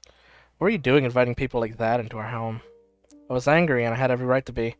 He had not performed the proper greeting. Even in jest, he had no business actually putting his lips on my hand. It was not acceptable behavior for an aristocrat. He was a guest. He should have been ashamed. Was I angry that he had been disrespectful? Nah, that wasn't a reason. That wasn't very nice to see you running off like that. At the sound of his voice, I couldn't turn back. I felt a sickening warmth directly against my back. The man had, from the Great Hall, grabbed me by the wrist and spun me around, pressed me against the wall. Bitter scent of wine wafted from him. What the hell are you doing? Tried a second time to get away from him. That was when reality sunk in. Couldn't do it. All the strength I could muster wasn't enough to make the man's hand budge. My arms were locked in place. Didn't think he was especially strong either. It's hardly built like Didier. Still, I couldn't move an inch. You got a tongue like a boy, milady. But I know some people are fond of that these days. Can't say I mind myself. Let go. Had I always been this feeble? Were my arms truly so worthless I couldn't escape this brute's grip? Why did I have to get stuck with his body? Now we're just so we're clear, I'm not gonna hurt you. I'm no monster, I promise you that. Then why are you holding me against a wall? Because I want a chance to try and woo you. Apologize if it made you uncomfortable back there, but the second I laid eyes on you, I knew you were a keeper. Then let go of me. But if I do that, you'll run away. And it's my personal rule to never let go of anything I like. Your brother says you can't go outside, so if I set you loose now, I might never get the chance to catch you again. I wanted to vomit. Apparently taking my signs for approval, the man perked up and kept going. If you're not accustomed to being around men, then why not use this opportunity to get familiar? Not a half-bad idea if I do say so myself. And I think we get along quite well. Besides, I'm a minstrel. Spend some time with me and I'll write you all the songs you could possibly want. Get away from me. You really do have the most striking eyes. Makes me want to keep them all for myself. With a muse like that, I could write the most incredible songs you've ever heard. I said get back, you creep. Huh, that's odd. That one's never failed. The man brought his face just inches from mine and peered into my eyes. I could feel his hot, wine-stench breath against my cheeks. Gave me the chills. Couldn't understand why this was happening to me. Pain and confusion had my heart racing. Go try your luck with someone else. I'm not interested. You will be soon enough, darling. Something never known a man's touch. He drew closer. He was already practically on top of me, but he still closed in. Closer and closer. The world faded out. Couldn't see anything. Could feel his rising body heat near me. My eyes flung open, but there was nothing there. I could only feel. Couldn't move. My body wouldn't budge. In my mind, I kicked the man away, pulled my fist back and slammed it into his jaw. Again and again and again until his face was unrecognizable. Again and again and again I beat him. But reality wouldn't have none of that. But, Michelle! Hey, what are you doing? 3 seconds? 10 seconds? Longer? I had no idea how much time I had lost. The next thing I knew, Georges had the man by the collar. Fell back against the wall and stared absentmindedly as the two struggled. They traded blows and they traded insults. Before long, they had drawn a crowd. While they went at it, I distractedly drifted away. And I only had one place to go. Didn't even bother to light a candle. Just stared in the darkness. My heartbeat was maddeningly loud in my otherwise silent chambers. What had happened? What had he done to me? Why why couldn't I do anything? The last thing I didn't want to do was cry. Tears would only serve to worsen the humiliation, only magnify how wretched I was. Only make me more... effet? Effet? Effet? Effet? I don't know that word. I bit down on my lip hard. Had no need for this trash, for that trash on my body. Dug my nail into my arms. I had no need for the trash on my body. All of this, every last bit of it, that was why I was the way I was. I didn't know how to put in words. I didn't know how to express this boundless frustration within me. But after enough wordless groaning, a single word slipped from my lips, and it felt incredibly right. God damn it. I knew good and well a girl shouldn't have been using such words. Even Dedia and George would often get an earful from mother or father when they were caught saying it. But regardless, god damn it. It's the most fitting word for I could come up to represent even the smallest bit of my anger and loathing. I knew all I was doing was shifting the blame. That's all it would accomplish, was making me look pitiful. But I would take that over crying like a girl any day. I let loose a sigh that was halfway between a scream, and started clawing wildly in my hair. Wanted to yank at every last strand of it. Didn't want it. Didn't want any of it. Any of this body. But in that case, what did I want from this? Michelle, may I come in, Michelle? It was George's voice, slightly muffled through the door. The man who had invited those people into my house. Or this house. I'd be lying if I said I didn't want to hold it against him. Michelle. But at the same time, he had come to my rescue. Besides, I hated myself the most. Despised myself for being so helpless. Sorry, Michelle, I didn't mean to hurt you. It's not locked. After a few moments of silence, George stepped into my room. Your hair's a mess, Michelle. Oh my god, you're bleeding. That was when I first noticed the stinging sensation on my lower lip. A metallic taste spread through my mouth. I'd been biting it much harder than I realized, and there was a lot more blood than I expected. A trail of it was running down my chin, seconds from spilling onto my clothes when George wiped it away. Really sorry, Michelle. He can be a real ass when he drinks. And he's a bit of a womanizer at that. Never expected he'd try to go after you, though. I'm really sorry, I didn't mean for this to happen. But, you know, there was a chance he may have, genuinely taken a liking to you. That just makes it worse. Sorry. You're right. You want to be with a man you like, I understand. Ran his hair through his hands as if trying to calm me down. Through my hair. As if to calm me down at the same time trying to clean up the mess I had made. Made me feel like I was some kind of plaything. A joke of a doll. I don't want to be with anyone. Would never ever be comfortable with a man putting his hands on me like that. However, I'm sure you'll find someone eventually, Michelle. Someone that feels right for you. Feel like kinda awful introducing you to him, but there are plenty of men in the world. Might not be interested in them, but that'll change soon. It's part of growing up. You'd be best off forgetting today ever happened. I was dead certain, but apparently that was enough to convince him. The very idea that I might one day be a man who wanted to touch me made my skin crawl. Why? Why did I feel like this? Was I just not interested in men? Nah, if that were the case, I wouldn't admire my brother's bodies. I didn't have an aversion to men. In fact, I enjoyed spending time with my brothers far more than indulging my mother or her woman's world. What I couldn't stand was the particular look men would sometimes give me. But why? Why did I not like that? I had no answer. My thoughts were only going in circles. You okay, Michelle? He peered down at me, his face twisted in concern. I couldn't answer him. How was I supposed to articulate this? My anger, frustration, irritation, my fear. I had no confidence he would understand. George's house, Michelle. Amy's voice came through the doorway. Inexplicably, I felt like someone had stuck their hand in my chest and was now squeezing my heart. Like I'd just been caught in a compromising situation by the last person I wanted to see. Yeah, she's doing good. Aren't you? Yes, I'm fine. Glad to hear it. He's clearly lying, not even looking him in the eyes when I said it, but that seemed to have gone over George's head. Amy, on the other hand, you don't look fine at all. She said with hidden pain in her voice, and then entered the room. George's father was asking for you. He says it's time to bring the gathering to a close. Get going. Stay here with her. Oh, is he? Alright then. Sounds good. Once the sound of George's footsteps had faded into nothing, Amy took a seat beside me and without warning wrapped her arms around my shoulders. It's much better to talk to another girl at times like this. My heart leapt into my throat, but beyond the shock I also found myself welcoming the warmth. It's pleasant, unlike that man's. That must have been terrifying, but don't worry, you're safe now. It wasn't really, no. No need to pretend, sweetie. If a man had pinned me against the wall, I'd be scared too. I mean it. I wasn't scared. I'm just disappointed in myself. Alright, I believe you. You're a strong girl, Michelle. There aren't many who would have been scared. I'll be sure to give Georges a stern talking to about his choice and friends. Something I learned today is that he's somewhat of a pushover. You're a lot more tenacious than I thought. As the woman in the world, you have to be. And if you're not, well, you'll figure it out soon enough, Michelle. Of course, even as strong as you are, I'm sure it'll be difficult to forget what happened to you today. Georges had told me to forget as soon as possible. And Amy had, that it wouldn't be able to. Was it the difference in the individual perspectives, or was it the difference between the way men and women thought? I wasn't sure. As my head rested against her breast, a bit of frustration slipped out. Couldn't move my arms at all. You didn't even seem all that strong. Couldn't believe it, that I was really so weak. That's just the way the world, Michelle.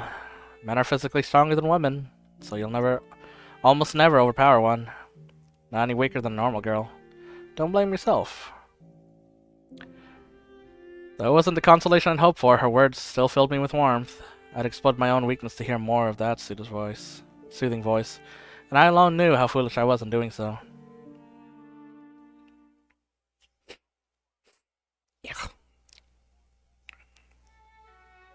Amy frequently visited my chambers. Didn't know if it was my mother's request or her own volition, but I prayed it was the latter. She was a very touchy-feely person, and she seemed to have a particular fondness for playing with my hair. Whenever her voice danced its way into my ears, it had wreaked havoc inside me, being enveloped in her scent day after day, stoked the fire growing within me. I did my best to remain as straight-faced as possible, but because that was the last thing I wanted was her catching on. I understood that the things I was feeling were very untoward, to say the least. Horny. Your hair is so utterly enchanting. I've never seen hair so white before. I think having color is much prettier. Oh, well. Georgia says white is the most difficult color to make with paint. There's no greater challenge than capturing the beauty of true white. Living with such a splendid example of color must have given him quite a very high standard of quality. Say, Michelle, can you tell me more about yourself today? I'd love to get to know you better. Tell you about myself. Yeah, we could even become friends if we found some mutual interests. I enjoy playing chess, and I consider myself quite good at it. Oh my, chess? Never played. Such a bright girl, Michelle. Would you like to try? I could teach you. Appreciate the offer, but I think I'll pass. That'd be any good. Okay. What else is there? Say, your favorite kind of flower, fragrance, color, gemstone? Are there any embroidery patterns you're particularly skilled at? I don't have any favorites now. I'm not especially good with a needle either. No? Do you have shaky hands then? I wouldn't say that, no. I'm fairly good with a knife, I think. A knife? Oh, like a kitchen knife. No, a sculpting knife. Sculpting? Is that really so strange? It is a bit unusual, I'd say. But George does it all the time. His room is practically made of wood chips and charcoal and paint. George is an artist and a man. There's nothing unusual about him doing sculpting. Why is it okay with him, but not me? Does being a girl really make that much of a difference? Well, why don't we practice and board together, Michelle? I get the feeling you spend too much time with your brothers. But I have me. Sure, it won't be long before you appreciate how much fun cooking and needlework can be. Sounds like Mother, and she gives the same reason too, because I'm a girl. But that's not an explanation. It's a vague generalization. That said, if I agree, I could spend more time with her. Okay. Wonderful, we'll come beautiful designs together. When you made something you're proud of, you can give it to a boy who catches your eye. Or if you'd prefer, you could give it to your father or brother. I'd like Georges to have what I make, though. I've been wondering, did you and Georges meet at royal court? Oh heavens, no. I've never been to the court. One day my father told me I was getting married, and the next day was when we first met. It happened that quickly? Why, are you worried about me, Michelle? Don't worry about it. I'm not displeased with the arrangement. In fact, I'm quite happy with it. Aristocratic marriages are almost always sudden. And as a woman, you get used to being a piece for their games. But Georges, he's different. He's a gentleman. A gentleman, him? You sound surprised. I believe hedonist suits him better. Oh, I quite disagree. I have complete faith he'll do good by me. Couldn't fathom what she found, where she found such confidence in him. Especially a man she had only just met. How could he trust him at all? She was nothing but a pawn and she knew it. So maybe she was simply putting on an act. I had trouble believing her smile was anything but genuine, though. One day you'll meet the right man for you, Michelle. And he won't be a drunk like that guy earlier. He'll be a kind, hard-working, respectable man. I would rather not find anyone. Ha ha. Suppose that this is all too soon for you, huh? How old are you, Michelle? 14. Oh wow, I assumed you were younger. Do I really look that young? Nah, hard feelings. You're just like a little tiny doll, so slender and small. And look, not one bit of meat up here at all. Hey. She playfully grabbed me from behind and started prodding at my chest. As her delicate fingers slid across my skin, I found myself gripped by indecent urges. Oh. Every heavy thump of my heart felt sinful. She couldn't know. I couldn't let her. Horny. What's the title of this period? Halcyon Days. Everything I had been fighting to keep down came hurtling to the surface. So cold, you know that? She was touching me like it was nothing, caressing my hair. Was she this intimate with George's? Or was it because I was the younger girl she was so keen on putting her hands all over me? Before I understood what the feeling was, my body acted. I was pure unfiltered impulse. In my attempt to escape from her grip, I twisted around only to find her face inches from Amy's. Slowly gravitating closer, I pressed my lips against the corner of her mouth. Amy sat there flabbergasted. I was equally aghast. I'm sorry. As I frankly put some distance between us, I was sure my face was red as an apple, but I didn't know at the time. Well, that certainly was unexpected. Did I make you uncomfortable touching you so much? I'm sorry.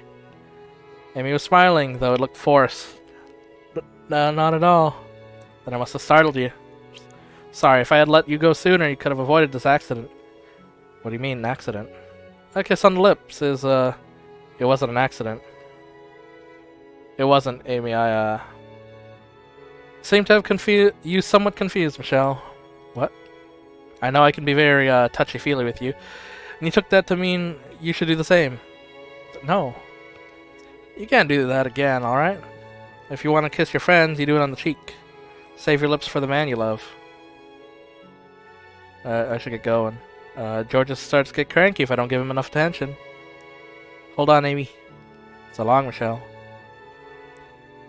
She wouldn't hear me out. Once Amy had flooded my chambers, that was when I finally comprehended my own emotion. She had stolen my heart. But Amy was George's fiancée. No, that wasn't a problem. I was not meant for her love.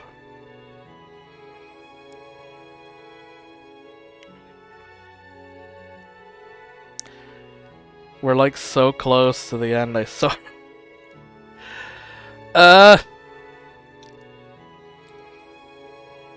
woke in the middle of the night to a pain in my joints. Not enough exercise, I guess. Tried bending and stretching my arms and legs, but did nothing. So after pondering for a bit, I decided to go on a late night walk to distract myself. As I approached the corridor adjacent to the courtyard, I heard a woman's voice. I'm still concerned about staying here. Amy's voice. Wait, why is this? Yeah, Amy's voice. Doing my best to stay perfectly quiet, I pressed myself against the wall by the window and listened to their conversation. I know it was improper to eavesdrop, but the sound of her voice had me frozen in place. It's Michelle. I'm afraid I've confused her.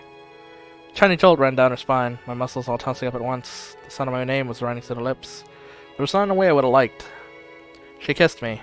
Well, almost, but how could I have guessed she thought of me that way? Mother told me she didn't have any female friends, and asked me to be one for her, which is why... So she had only been coming to see me because Mother had asked. I've been afraid of that. Afraid that she wasn't there to be with me. That she had no fondness for me. That my yearning for her was one-sided. Kinda scares me the way she looks at me. She was always watching every little move I make. I'm sensitive to that sort of thing. Could tell what's going through Michelle's mind. I managed to deflect it this time, but I should never have gotten friendly with her. She had seen through me from day one, understood what I was feeling before I had. It's disgusting, honestly. Oh, wait. It's disgusting homosexuality. Oh no, the gays. Did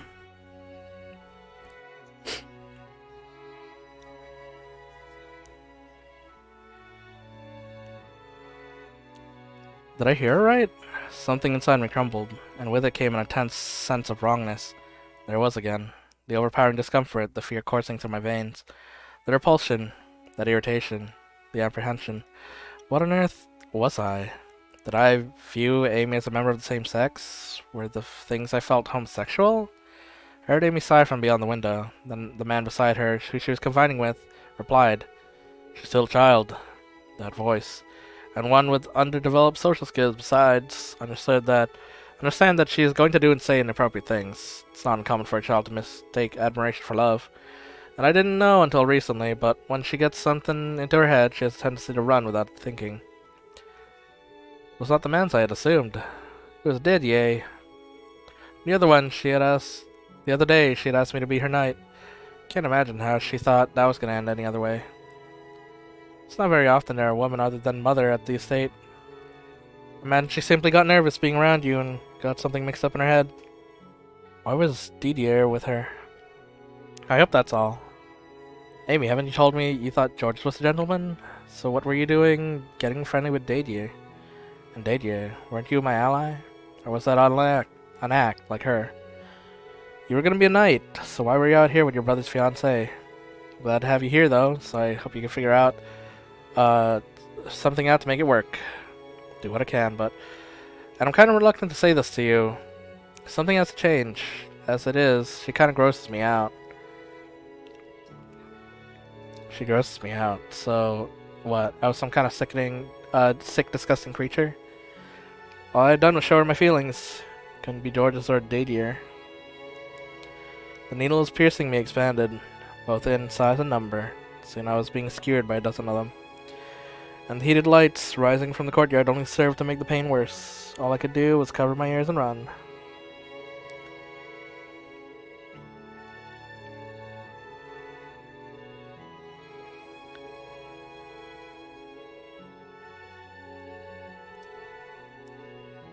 Ugh.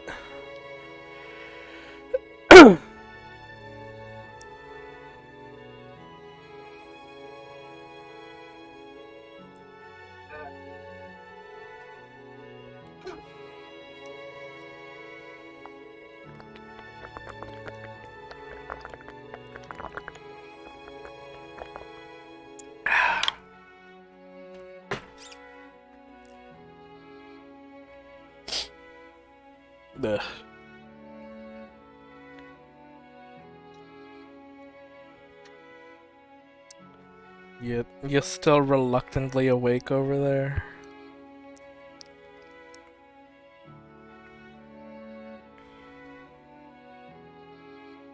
You're still reluctantly awake over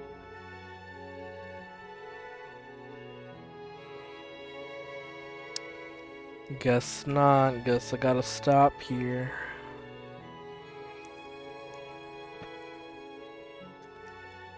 Well.